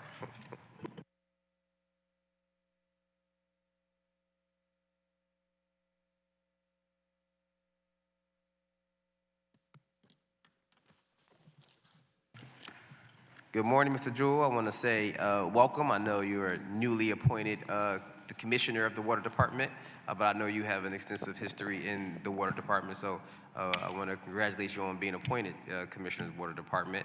But as you see today, from this hearing, everyone might not want to congratulate you today. But please begin with state your name and give us your testimony. Good morning. Thank you. My name is Benjamin Jewell. I am recently appointed Commissioner of the Water Department. Thank you. Good morning, Councilmember Young and members of the Streets and Services Committee. Good morning, Councilmember Driscoll and members of the Transportation and Public Utilities Committee. And good morning, Councilmember Lozada, representing the residents, businesses, and stakeholders of the 7th Councilmanic District. Thank you for the opportunity to testify before you today regarding resolution number 250160. As I said, I'm Benjamin Jewell, Water Commissioner. My team and I are here this morning to provide testimony related to the issues of cave-ins and water main breaks in the 7th District. Philadelphia Water Department owns and operates and maintains a vast system of water mains and sewers distributed throughout the city of Philadelphia. In our water distribution system, the department's inventory includes 3,057 miles of mains, of which 328 miles, or approximately 10%, are in the 7th Councilmanic District. In our wastewater and stormwater collection system, the department's inventory includes 3,729 miles of sewer, of which 270 miles, or approximately 7%, are in the 7th Councilmanic District. To support the operation of these systems, the department deploys field personnel from multiple units. The department's distribution, load control, and pumping units consist of approximately 280 employees with responsibility for water main repairs, water storage and conveyance system operation, and 24-hour emergency response. The department's sewer maintenance and flow control units consist of approximately 300 employees who are responsible for sewer inspection, cleaning and repair, inlet repairs, and emergency response and flow management. In support of water and sewer teams and to assist the public, the department staffs its call center, as well as field personnel specifically tasked with responding to customer impacts and infrastructure through our Operations Administration Unit. To support operations personnel and improve the reliability and resilience of our water and sewer systems, the department implements a robust capital planning and infrastructure improvement program. Our capital planning program reviews a wide variety of operational and construction data, as well as weighing impacts from various investment programs to inform decision-making on which locations will be targeted for investment. While the department has responsibility for public water and sewer mains that provide service to our residents, there is a large amount of privately owned plumbing infrastructure in the city. In Philadelphia, residents have ownership and maintenance responsibility for plumbing from the point of connection to the public water / sewer mains into their homes, and then all internal plumbing. The causes of street cave-ins, water leaks, and main breaks can be various, including public and private infrastructure. The department plays a critical role in assessing those root causes so the responsible party can take action to remediate the issue. When PWD infrastructure is the cause of cave-ins or leaks, we endeavor to repair those as quickly as possible. If a cave-in or leak is found to be caused by issues with private infrastructure, the department promptly notifies the resident and water account holder with notification via issuance of a notice of defect. PWD understands that the cost of repairs to plumbing infrastructure can be very expensive, and bearing those expenses can be difficult for our residents. In response, PWD provides direct financial assistance to residents through the administration of our Homeowner Emergency Loan Program, or HELP loan, which offers zero-interest loans with various repayment timelines based on the ability of the customer to pay. Additionally, many other resources are available to assist with necessary repairs, such as private insurance through American Water Resources or homeowners insurance. I appreciate that the issues of cave-ins and main breaks can be disruptive to residents and can negatively impact quality of life and public safety. The department has a strong commitment to the highest level of service and works cooperatively with the Streets Department and other utilities in the public right-of-way to do so. Thank you for the opportunity to appear here today. I'm happy to answer any questions. Thank you. So as I'm looking through this, it's a data request. I don't know if you have this sheet, I don't know where it came from, but I'm just looking at my district, and we've had the highest number of breaks per 100 miles in the 5th Council District. And I just want to put that on a record, according to this document here, with 40 per 100 miles. And just last Friday, we had a break that affected, thousands of residents. And so just listening to the testimony today, can you just describe to us what PWD is really doing to address this issue? And I say that because we've had expert testimony today from a former water department employee, right? I would consider him an expert on this matter, who basically said that what we are doing is not enough. Basically, what he's saying is what we are doing is, in our replacement program, it's not quick enough to address the number of breaks that we have every year. So could you just talk to us a little bit about that and really describe to us what the water department's plan is to address these issues? Sure, and yes, Mr. Kunkel, who testified earlier, is a former Water Department employee who is kind of foundational to the program that we continue to implement since his retirement. He mentioned a few metrics. Last year, we had a goal of scheduling for replacement 42 miles of water mains. We actually bid a total number of 45 miles during that fiscal year. Did you say bid? Bid, so, right, so contracted for services in order to be able to deploy our contracted forces to do the work to relay the main. So yes, there is a... How much work was done? How many miles of work were done? We replaced approximately... You can put out bids every day, but if the work isn't getting done, it's for nothing. Yeah, so we're estimating 45 miles replaced during fiscal year 2025. And obviously, because of the procurement process, we're bidding, contracting, and then deploying resources into the field. So there is a delay, so the jobs that were bid last year and we were contracted under will continue to be implemented into the future. We've seen some pressures on our investments over the last few years, so we've seen a 75% increase in the unit cost, and for us, we measure cost for water relays and specifically as dollars per mile. We've seen an increase in those costs of 75% over the last 3 years, and a fourfold increase in those costs since 2000. We, as a department, we operate not just a water distribution system, we operate a sewer system, we operate water treatment facilities and wastewater treatment facilities. And we take very seriously the need to balance those different investments, all of which are really critical to ensuring we're able to continue to deliver services, all of the services that we provide to all of the communities in Philadelphia. And at the same time, as Mr. Kunkel alluded to, we are facing some emerging regulatory issues that are going to further kind of pressure our financial budgets. So Mr. Kunkel mentioned that our current replacement target is 32 miles, and that is accurate. We are targeting 32 miles of projects to be put out for bid during this fiscal year. And you'll note that that is a reduction from the previous year, though it reflects the 1% replacement rate that Mr. Kunkel referred to. And really, one of the real drivers for reducing the rate was the increased costs and the need to keep a budget that is able to meet all the various needs of the department at the same time. Thank you. There was a question about, in Mr. Kunkel's testimony, he mentioned that it's a policy that requires the customer to own the entire service lines, right? So if that's a policy of the PWD, can you just talk to us about what are some other policies that what do other cities do regarding the entire service line? Because I'm just saying this out loud because we live in a city that is constantly talked about as one of the poorest cities in the country. And we have a high rate of low-income homeowners. And I know you mentioned these programs for low-income homeowners, but if this is a policy, why do we have a policy that can potentially keep people poor in this city? I mean, we heard testimony of folks of spending thousands of dollars that I know they don't have. So why do we have a policy that can keep people poor in this city? So it's not a policy. This is actually a legal issue.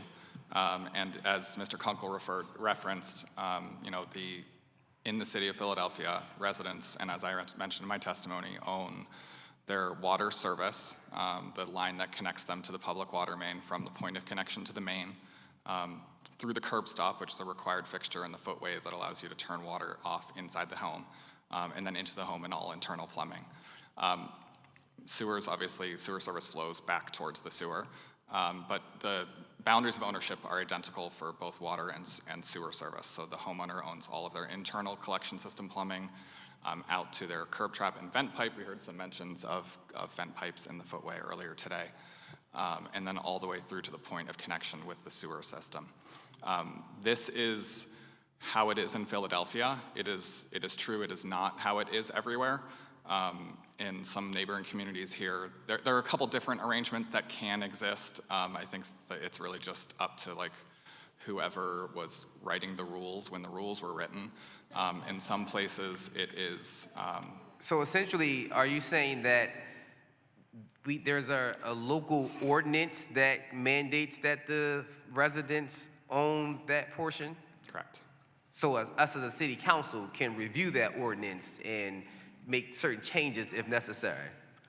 I believe that is possible. I think as the water utility, right, we are a fee-for-service utility that, our community members invest in these services by paying their bills, and we take custody of those and try to make use of them in the most effective and efficient way possible. It represents the interest of all of the people of the city of Philadelphia, and I think it is possible to make a decision like that. I would just caution that that dramatically increases the cost to the Department of Services. So if we were to come through and do, say, a sewer relay, instead of replacing our sewer and replacing laterals to the edge of our the necessary excavation width, we would then be forced to extend all the way out into the footway. We did some quick number crunching and estimated that over the lifetime of our program for sewer replacement, this would be like a billions of dollar kind of additional financial burden on the department. Since we're fee for service, both our operating costs and our capital fund, which is typically debt financed through bond issuance, those costs are rolled into our rates. So a change in the demarcation of ownership transition would directly impact the services we provide, the cost of those services, the cost of our investments, and could lead to rate increases. I understand that, and we as a body, it's our job to come up with the budget, right? And so when there's increases in cost of services, you guys come to ask us for more money. But I do think that this is an issue that every Philadelphian, every property owner in Philadelphia has experienced with this laterals, the curb traps, everything.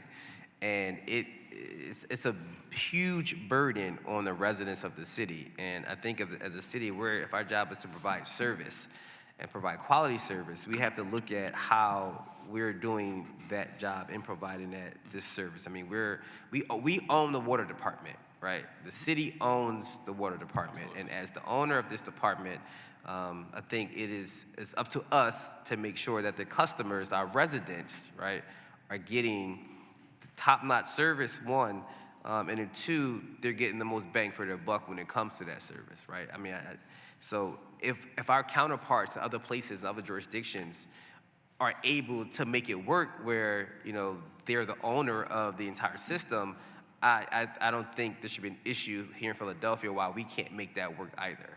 But I'm going to defer to my colleagues for any questions members of the committee. Chair recognizes Councilmember Driscoll. Well, thank you, Commissioner.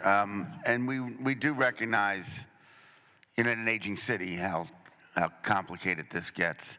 But in your new capacity as Commissioner, is there an appellate process unit, subset of your department, that when it reaches this level at a committee hearing like this, that the folks that were here today, is there somebody that can review each of those cases to determine if and where something went wrong, how it can be cured, that sort of thing? I think if we can move to that, and I know you have a big department and you have a lot of responsibility, but I've found in government, which I've been in for a long time, state government, both at the executive level and the legislative level in Harrisburg, we were able to communicate with departments that had like a legislative liaison or some sort of rapid response unit.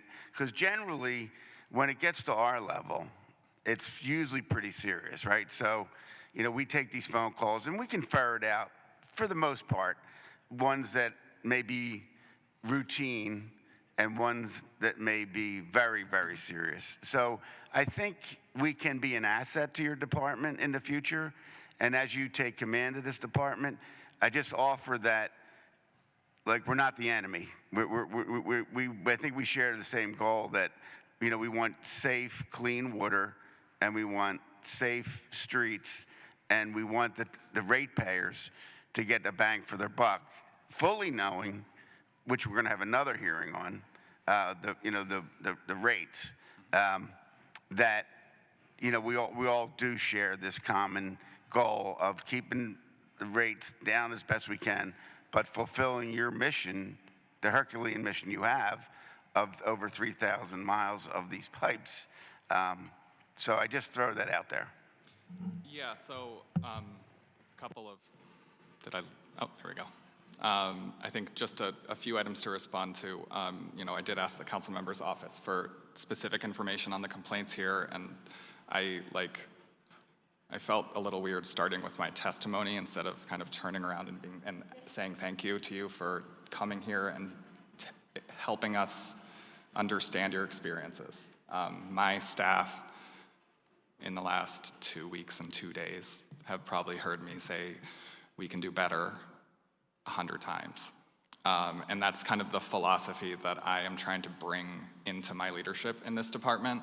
And I do that because it is a simple concept. It is not, we don't have to move mountains to do it, but it is a commitment to being attentive to the level of service we provide and being intentional about trying to deliver that in a better way.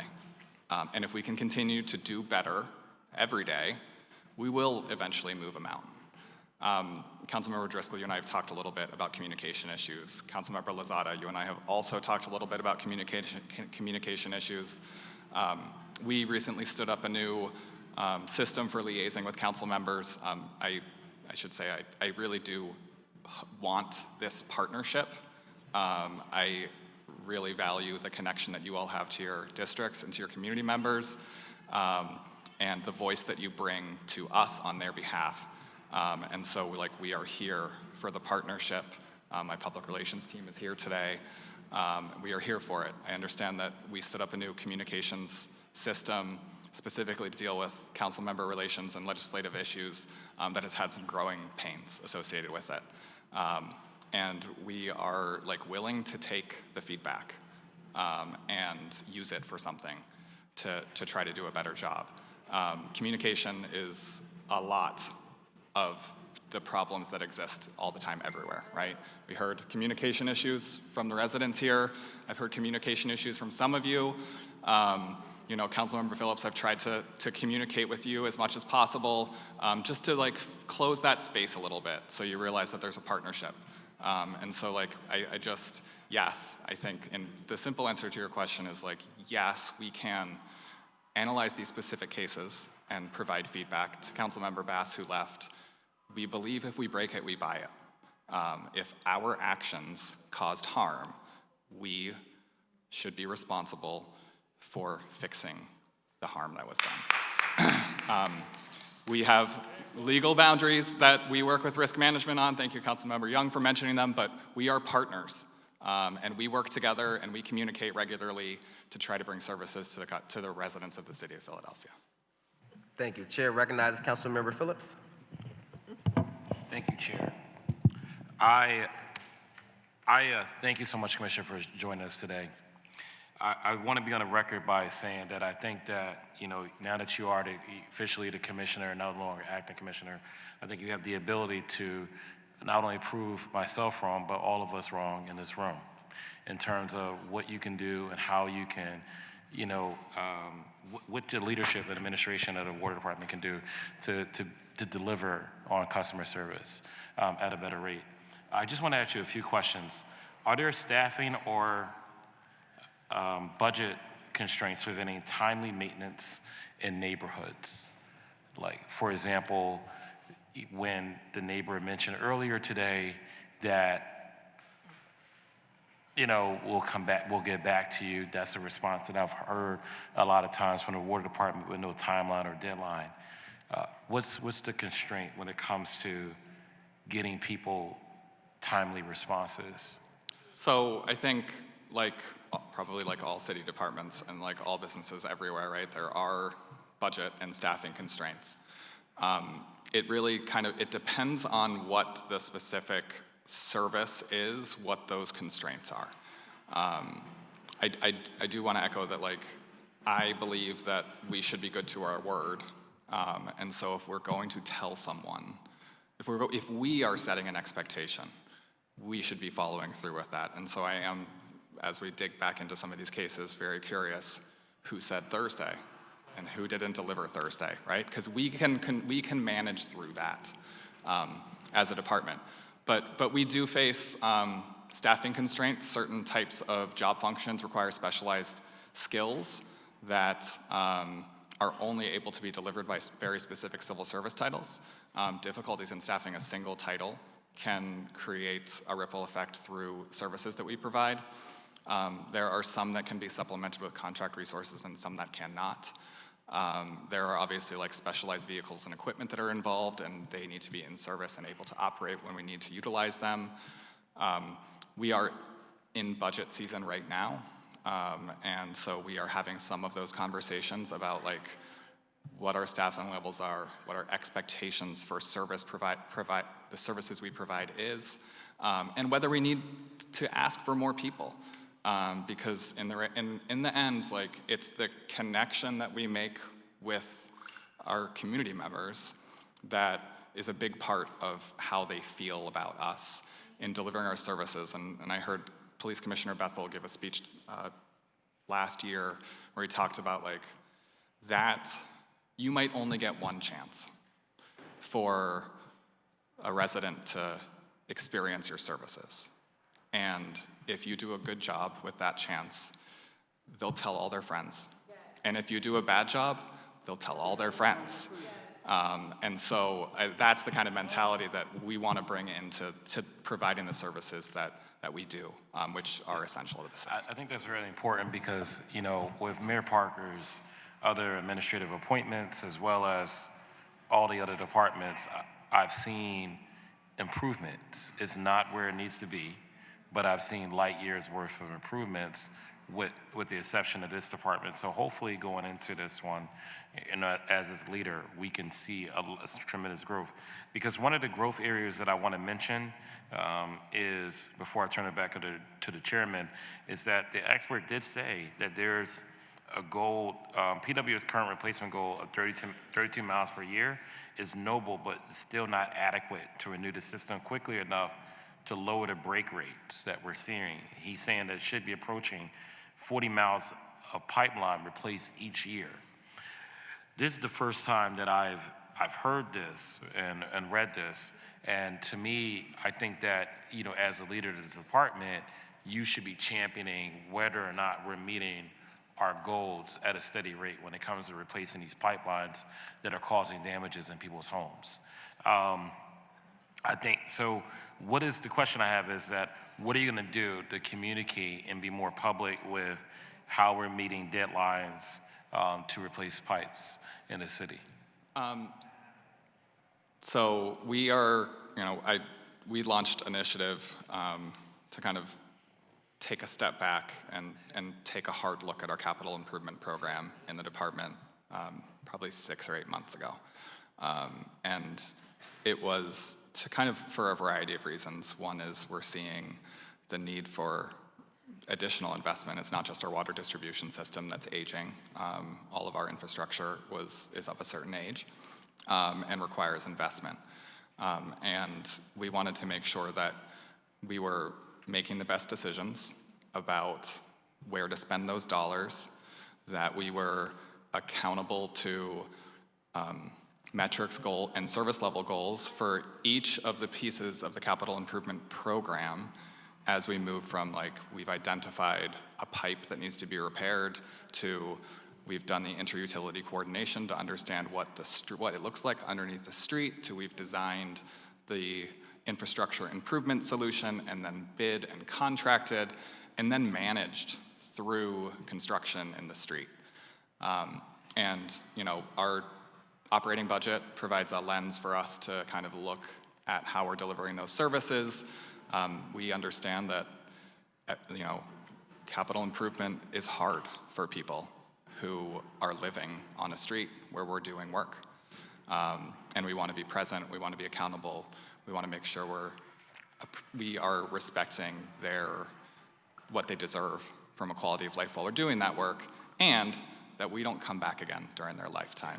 So we're in the process of taking a look through kind of our whole capital portfolio and ensuring that we can be forward-looking, thoughtful, accountable, making the best investments, and measuring success and delivering success. And that's pretty much my last question. I just have to comment on that. That's where the problem is, right?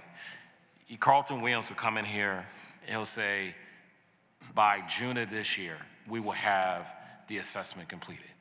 Or, Rich Laser, he'll say, by May, this is gonna be done, right?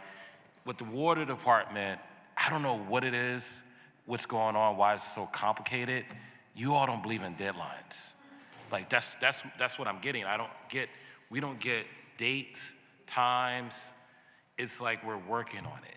And I think for a resident and then for a city council member who has to listen to our residents, the idea we're working on it, it's not okay.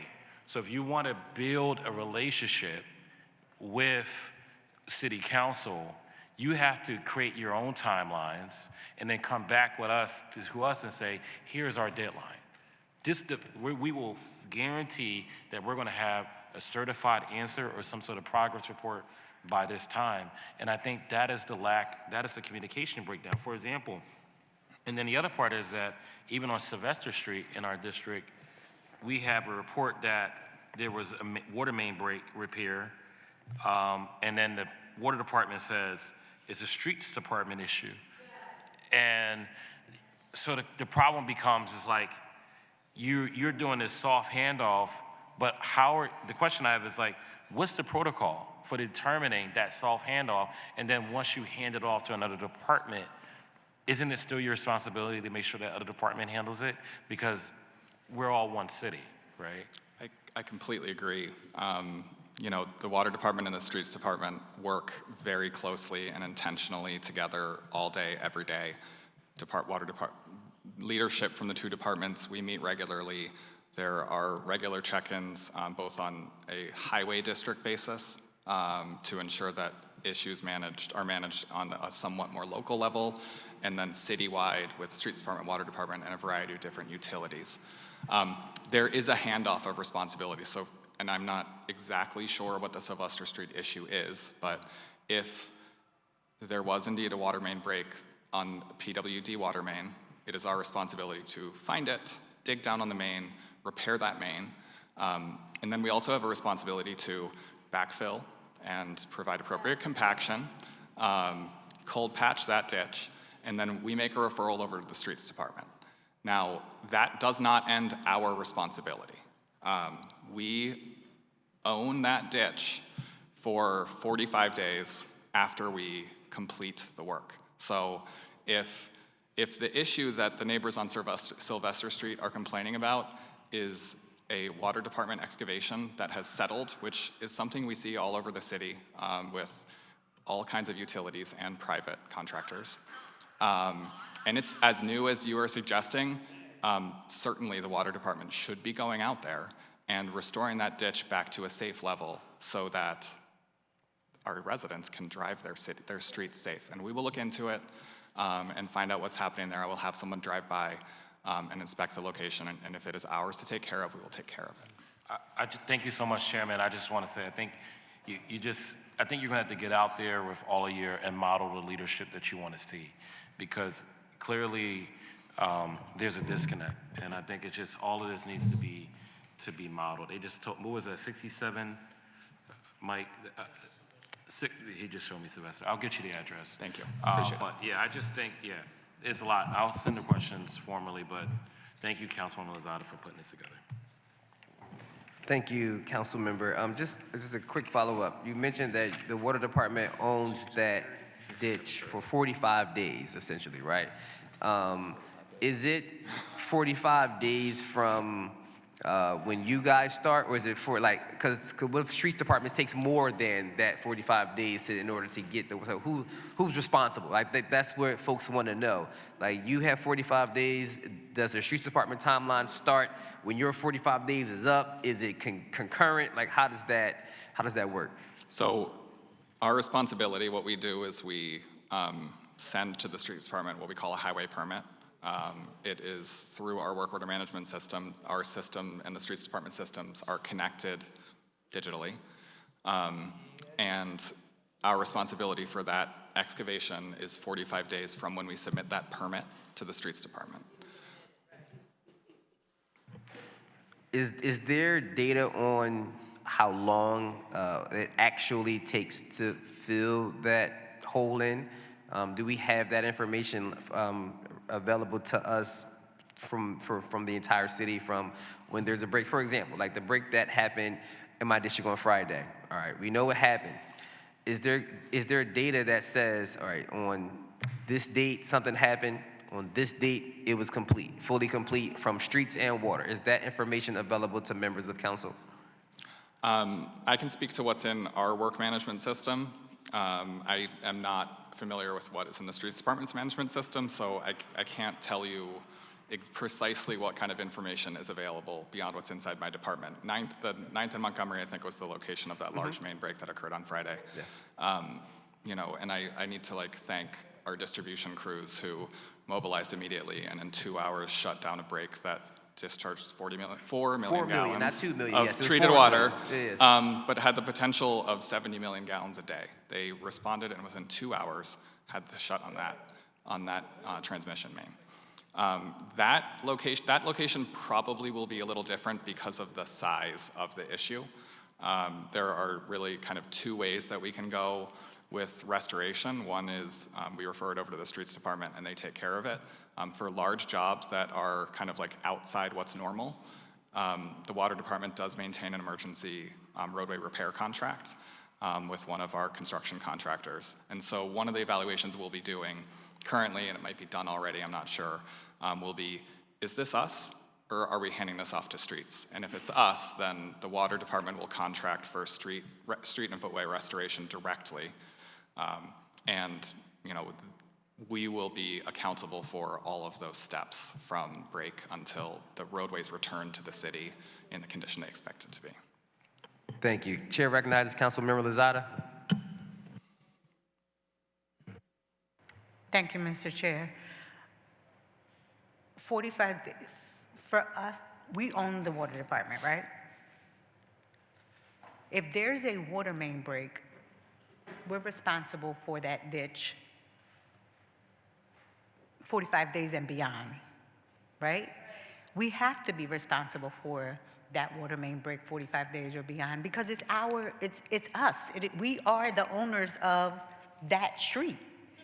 And so I think that we need to change how we think, right?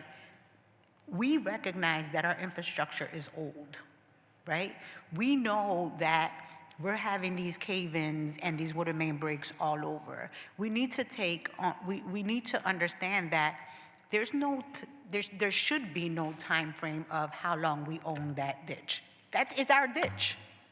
It's our ditch. It's not New Jersey's ditch, Montgomery County's ditch. It's our ditch. So we need to change how we think about the issues that we're causing in neighborhoods. We heard Mr. Kunkel in his testimony refer to the American Water Works Association setting a guideline that there were of 15 breaks per 100 miles. And then he also referred to an additional study that was done that an average break rate of water utilities across the US is 11 breaks per 100 miles. And so if we have that ditch that you referred to, that water main break that you referred to, how proactively are we looking 100 miles away to study and say, there's a possibility. All the studies are showing us that 100 miles from here, there's a potential break that can occur. Are we doing that? Are we proactively looking when we have these water main breaks? Are we looking 100 miles in every direction to make sure that those pipes are solid and that we don't have to respond now before we cause greater damage or that we don't cause stress to the residents in that neighborhood, considering that we've just had a rate increase in the city? Are we doing that at all? So, yeah, I mean, when Mr. Kunkel described how we evaluate likelihood of failure and consequence of failure, that likelihood of failure measure is based on kind of our experience and the acute issues that are impacting the city of Philadelphia as it relates to not just the kind he spoke of, material, joint type, fill, condition, but it also is a living evaluation of what kinds of failures we've seen in the field. We add to that maintenance history that helps us understand and reconsider and reevaluate and have what is our most accurate understanding of where conditions are going to be more likely that they'll be a main. And we use that to help reprioritize our planning process. The break at 9th and Montgomery was a 30-inch cast iron water main. For large main breaks, we go a step further. We take the mains to our materials laboratory, and we do like a very thorough material analysis. And we use that to help understand like what was the cause of failure. Were there external factors? Were there internal factors? And that can help us with trying to kind of reprioritize where we're making those larger scale investments on those larger mains that can have a more significant impact. So as you're doing that analyzing, are you connecting with residents proactively to say, hey, this is the likelihood of your infrastructure, these are the possibilities. This is how you can proactively protect your pipes, right?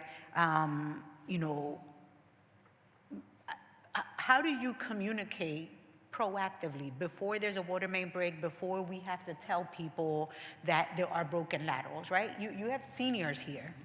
And so how do we protect those seniors who have been living in their homes for generations, right? Who are thinking, I'm good, right? I've lived in this home for 30, 40, 50 years, and I should be okay. Not realizing that underneath there's deterioration, right? That's number one. Number two, how are we communicating with those neighborhoods that have a high number of development occurring in their communities or on their blocks, and who are impacted as a result of that new construction? And are they, right? Is that a real possibility? Or is this something that people are saying is happening in their neighborhood and it's really not? Like, if we're hearing it enough that we have to start looking at the possibilities of development impacting some of the infrastructure in our older homes. Let me see if I can try to, so your first question about... I want you to explain it in a way that whoever is in the neighborhood watching this, and some of my seniors here, that they can understand it, right? I don't want us to be technical. I want us to dumbify it in a way that people are going to be able to understand it, because this is something we hear every day. This is not just one or two of my constituents. This is consistent complaints that we're getting. And for somebody like Councilmember Young and myself, who has had a high amount of new builds in our community, we hear this more often, and so something has to, there's got to be some correlation. So, as it relates to helping people understand what their responsibilities are in the field, what we're doing proactively to try to address our financial responsibilities, what kind of tools we have available to help people in the event that they need them. This is where my employees roll their eyes at me again. I talk a lot about trying to tell our story, right? And making sure that people understand like who we are, what we do, why we're here, what we've learned from operating and maintaining a vast system of water mains and sewers, and helping people appreciate how they can prepare themselves, how they can protect themselves. Because like the one thing that's true of every plumbing system is that at some point, it's gonna need reinvestment. You know, our capital budget for water mains is $200 million for FY26. I don't expect anyone else to be spending that money. But like, it is true that when we replace a water main on a street that was built in 1904, it's most likely that the services and the homes are that age also. And you know, we do replace water mains and services to the curb stop, so like we provide that to our customers when we do that work. But I think one thing that people probably don't understand, and one thing that's really hard to plan for, are these very expensive repairs that you don't need it until you need it. But once you need it, you really do, right? Because it's life-sustaining services that are provided through these very two small pipes. So, you know, as we were preparing for this, I was kind of talking to my public relations staff about the kind of information that we have available that we've already produced, you know, language access as it relates to that. The partnerships that we have with all of the council members and all of the districts to try to reach into the space where our residents are and help them understand. You know, Laura Copeland behind me in public relations was like, do you want to bring the big picture of services and laterals? I didn't bring that today, but we can bring that into the community. And we can be there to help people understand.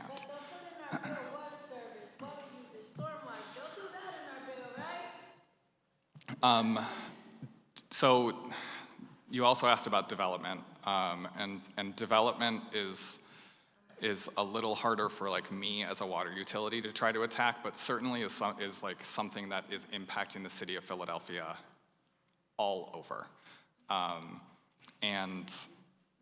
You know, we have a role in regulating some development. We have to approve connections to water mains, we have to approve connections to sewers, we go out and do inspections for laterals, when the plumbers are there, trenching to do the work. I believe, as Councilmember Harity said, that there's a lot of work that's happening that isn't happening through the proper channels. And that's a really difficult issue that probably requires like a whole of government kind of solution to be working on. You know, development is a difficult thing in all neighborhoods. And I think like we're here to try to figure out if we can play a role in helping address and alleviate some of these issues and concerns of these neighbors. I think as we hear more about what their experiences are, it will be easier for us to understand kind of like what our place is in providing that assistance that can help, you know, not just the 7th district, but all the districts which are being impacted by this. How do you respond to some of the issues that we've heard across the district that the city was here, there was a water main break, or there was a small hole, the hole continued to grow. We've called and called and called, the city doesn't come. Now we have a huge water main break. City comes, it replaces it, repairs it. A few months later, you have another issue in that same general area. Few months pass, and I have a very specific situation like that, and we'll talk about it later, but how do you respond to some of those repeat incidents in certain neighborhoods? Is it that the repair is not being done appropriately? Is it the contractor? Is it us and our failure to follow up and inspect the work? How do we respond to that? Because a lot of the issues that I often hear about is the contractor didn't show up. We heard that earlier today, right? I've been told that the contractor is gonna come back, and it's been 6 to 8 weeks and the contractor has never shown up, right? And now the dirt that was thrown on top of it has now kind of washed away, and it's causing more damage to my property. So, you know, there's a lot of work happening in the city all the time, every day, by a lot of different people. And the story about the excavation spoils being put over top of a vent pipe and causing a sewer blockage that led to sewer in their, what we call water and cellar, but sewage in their basement. You know, like I want to pull that thread because I need to understand if that contractor was working for us. Because if they are, they're us. And I don't view it any other way. They are, and I want to be sure that the services we are providing are being delivered in a manner that we would expect, whether it's my employees or contract services. We've been talking through a few issues in budget this season, including some work that we're going to be doing in neighborhoods as it relates to lead service line replacement. We're piloting some initiatives with some grant and low-interest loans through Penvest, some of which will be impacting the 7th District and some in Southwest Philadelphia. And as we talk about it, you know, I said this yesterday. I said, when we have contractors out in the field doing work, we need to be present. And Councilmember Lozada, we talked about this in your office a few weeks ago. We're not done until that sidewalk block is poured and the condition is returned to what we would expect in front of our own home. I know that there are times when we deliver that level of service and there are times that we do not. And we are working, I am working, to set a different expectation. That is, we will be there, and we will ensure that those people who are working as contractors on our behalf are delivering services to the level that we expect them to, and enforcing that through on-site inspection with PWD personnel in order to make sure that that's happening. How many contractors are on the water department list? Are we talking plumbers or? That do work for you, right? That are responsible for, that the water department says there's a cave-in at this location, or there's new construction in this location, or whatever. Who do we send out, right? If there's an issue and we're responsible for it, how many contractors can you choose from to send out for a particular job?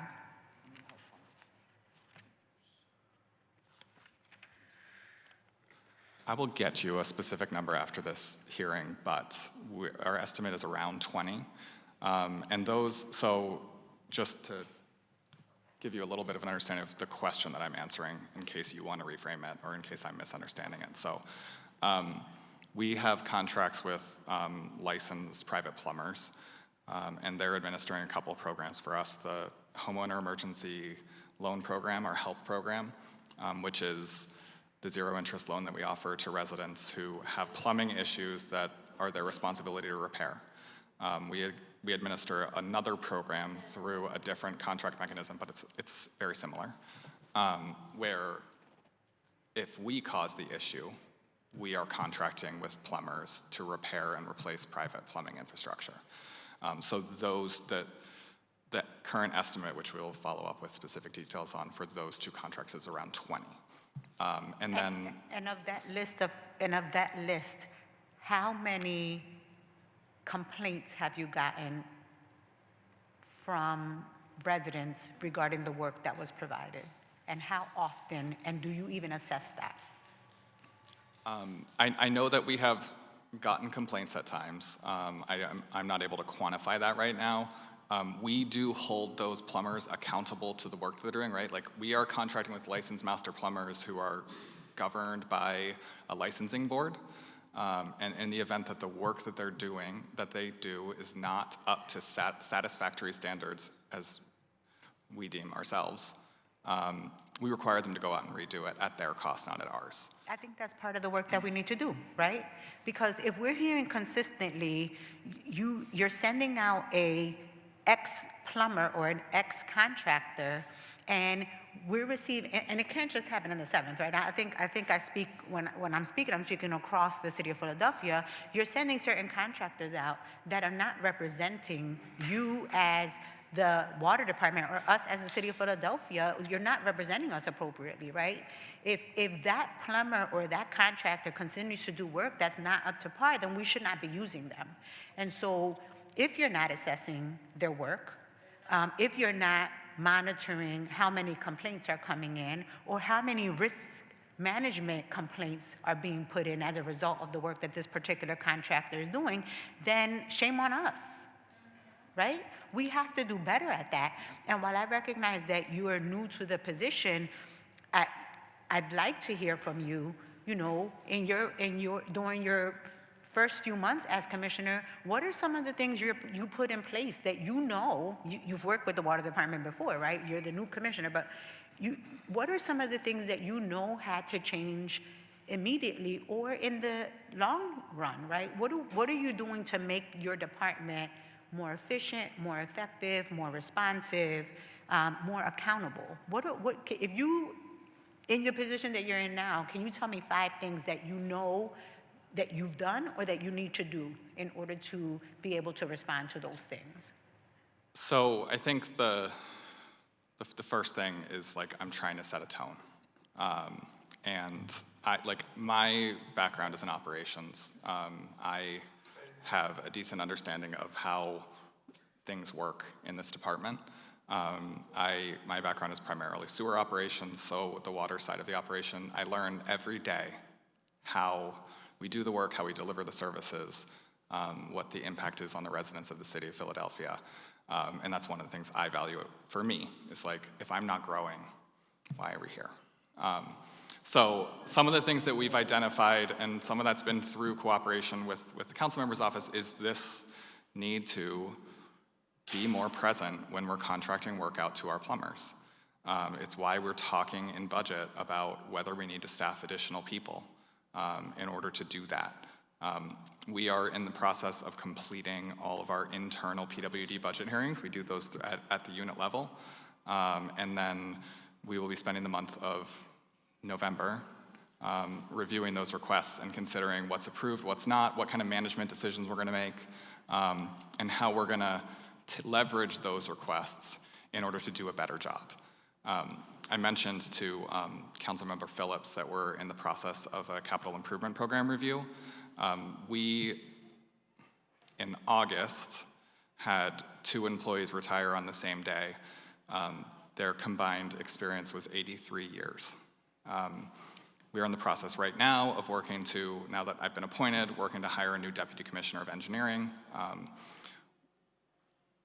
The thought of 83 years of experience walking out the door can be scary, but it's an opportunity for us. There are people in positions in this department, there are people outside this department that have amazing experience, new perspectives, new way of thinking about things, new way of thinking about how we deliver our services.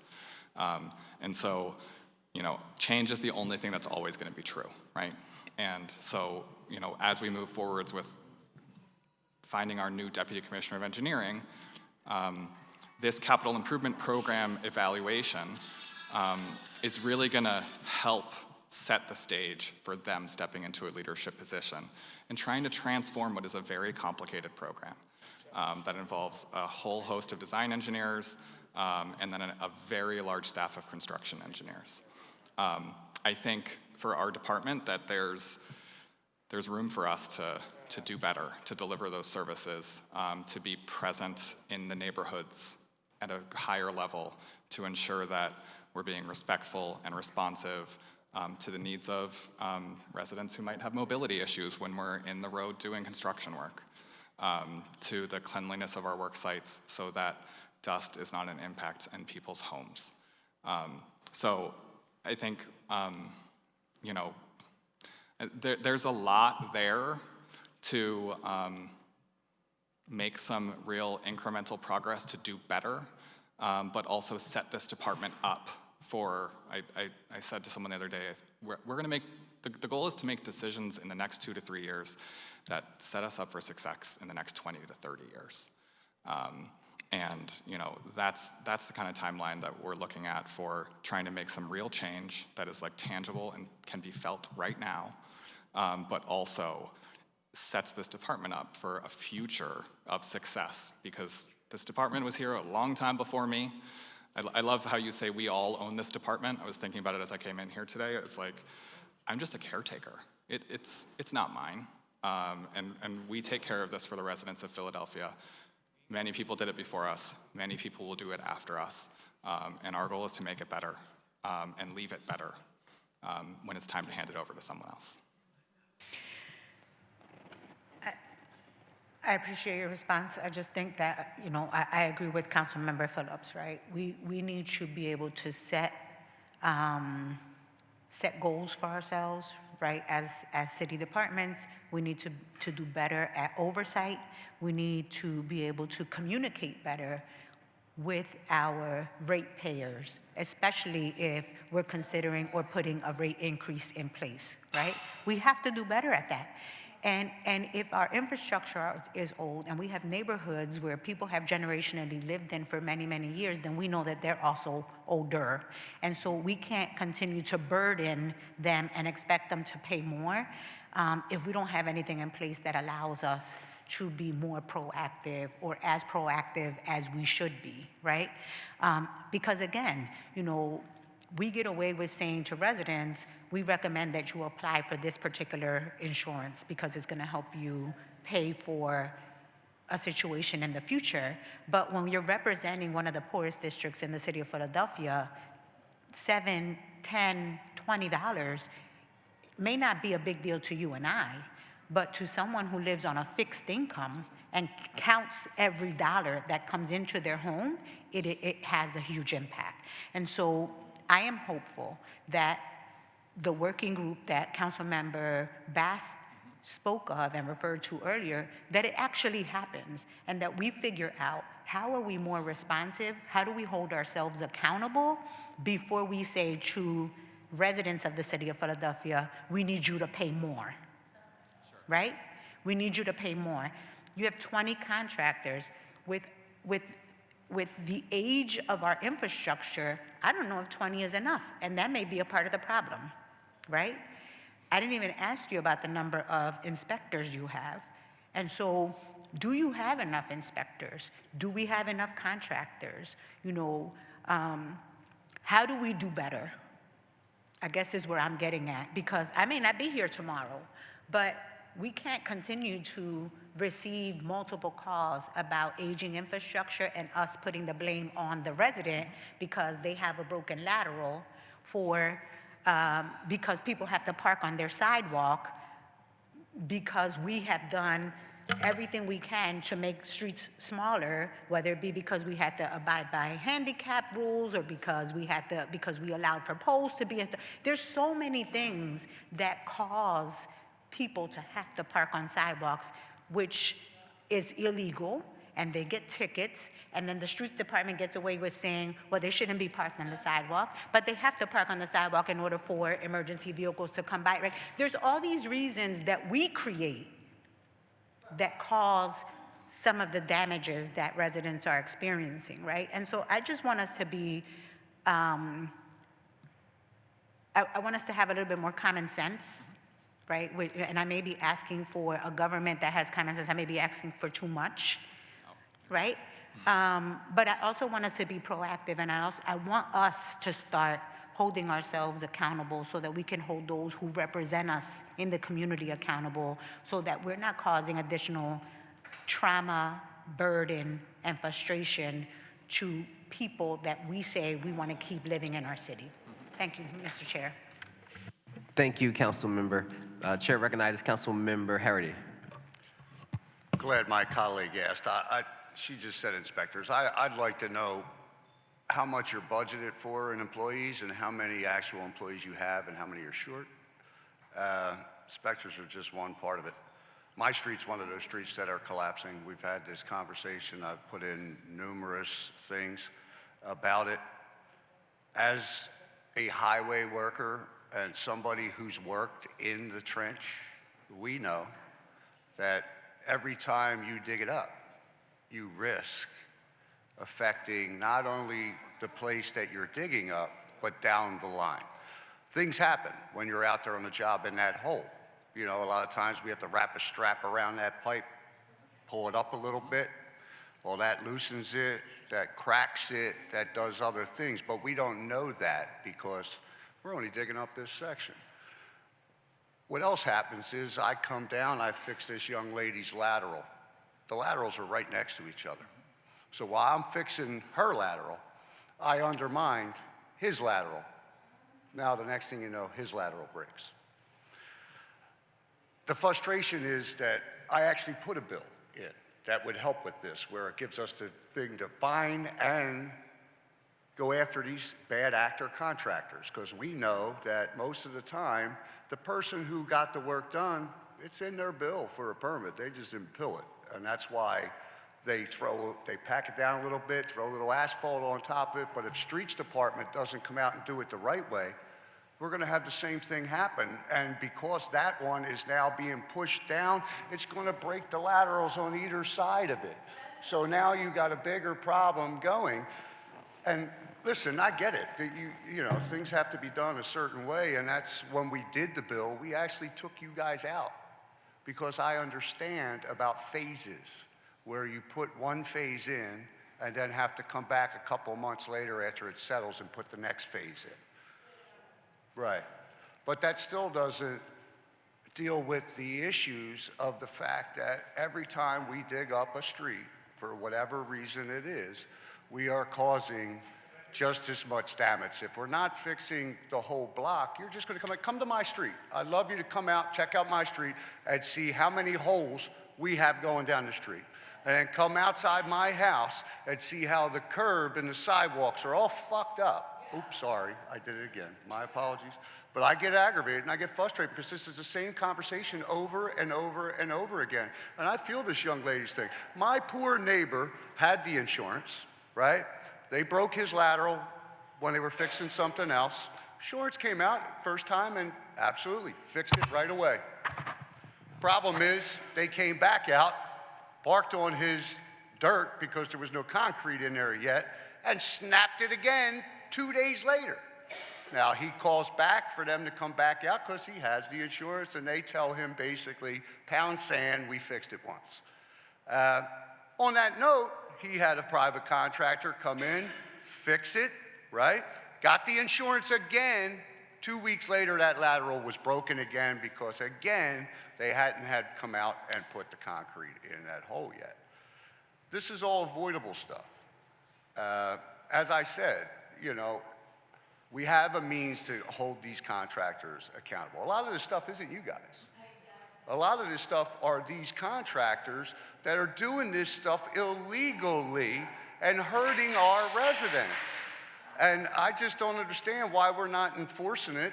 And part of it is because when we ask the question of how much are you budgeted for and for employees and how many employees you have, it never matches up. It's the same thing, and I get it. We're all having a hard time finding people. But there are things that we can do. There are things that I don't know why people aren't looking to. For certain, we're short inspectors. Has anybody gone to the building trades and asked to talk to some of their retirees who may be looking for that job? Because they may have retired from their trade because they're not able to completely do that trade.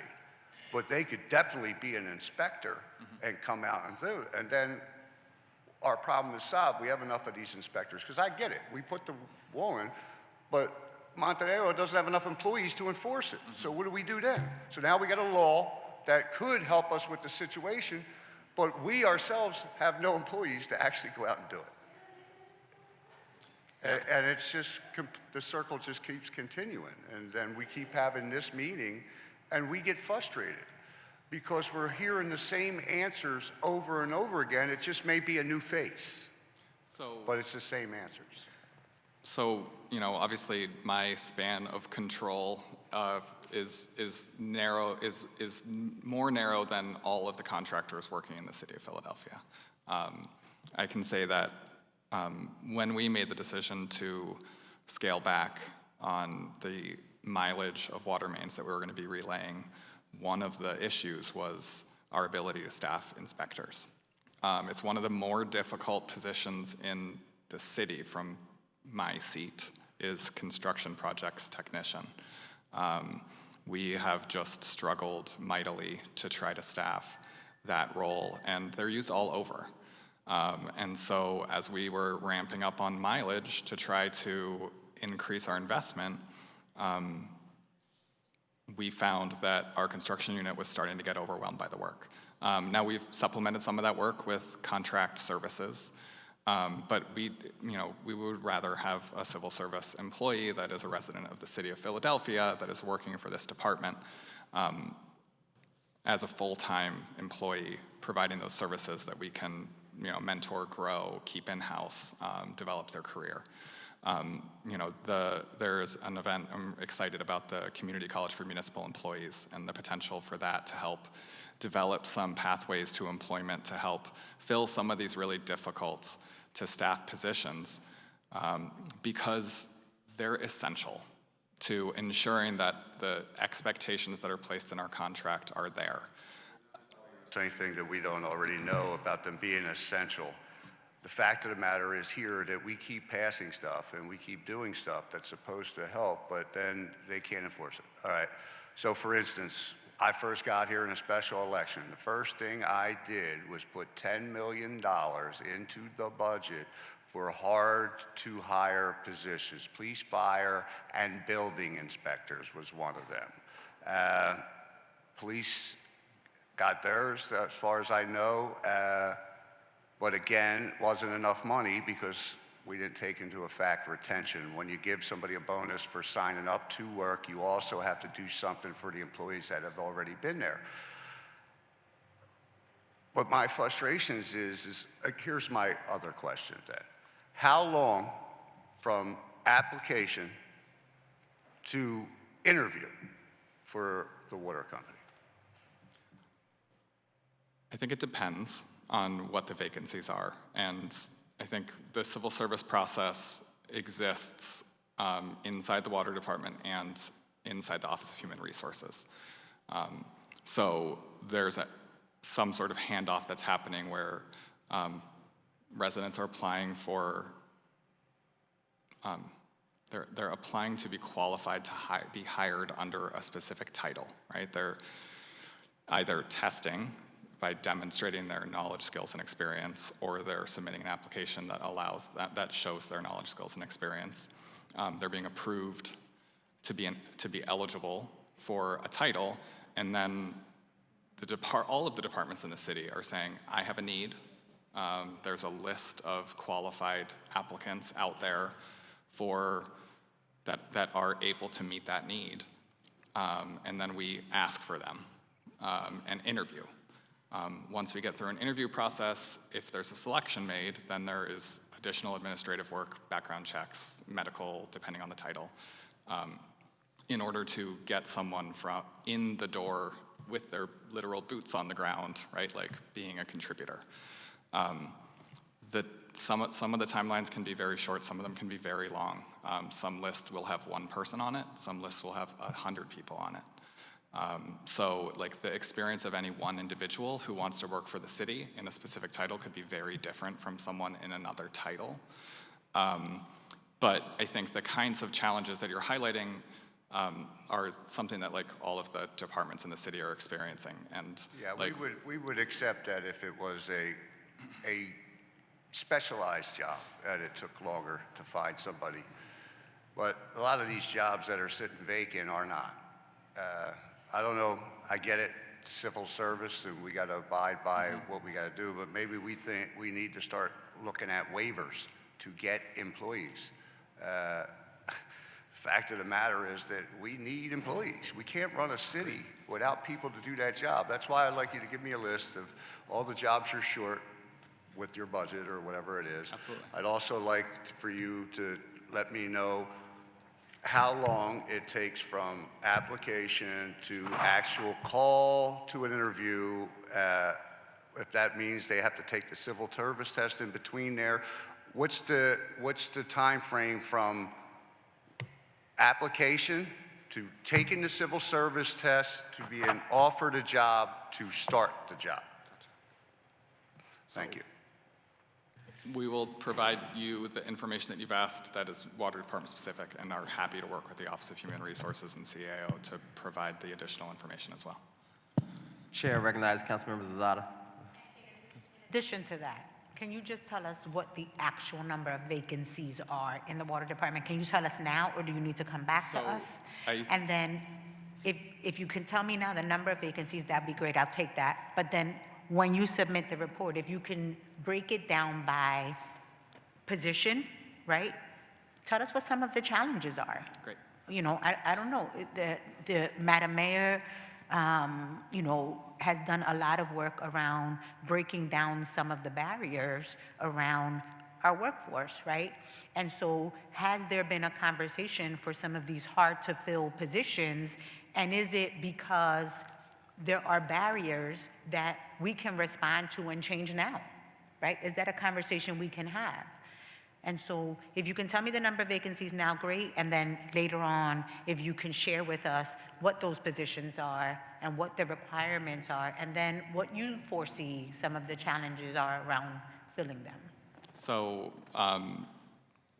if I can ballpark you, we have about a little more than 2,200 employees actively employed and around 2,600 approved positions. So the delta is 300 to 400. And I am happy to break it down by the job skills and job titles. When I interviewed with the mayor for this role, one of the things we talked about while we were sitting there was the struggle we have getting electricians in order to do work in the city. You know, we have a really difficult time hiring electricians and industrial electricians in particular. And so, you know, I think there's value in having this conversation. I'm happy to share the data that you've asked for. So again, follow-up question, I'm sorry. Again, have you gone to Local 98 and said, you got a bunch of retirees, any of them looking to come and do this? I'm telling you, you'll find people. And they're already trained. They already have their journeyman book. Most of them are master electricians and stuff like that. That's what I'm just not getting at, because I know in my guys in the trades, you know, something like that where somebody's got their time, but they're not ready to retire yet, moving over to that side is a step up where they can actually get a few more years in because they're not ready yet, but their body may not be able to do that complete work.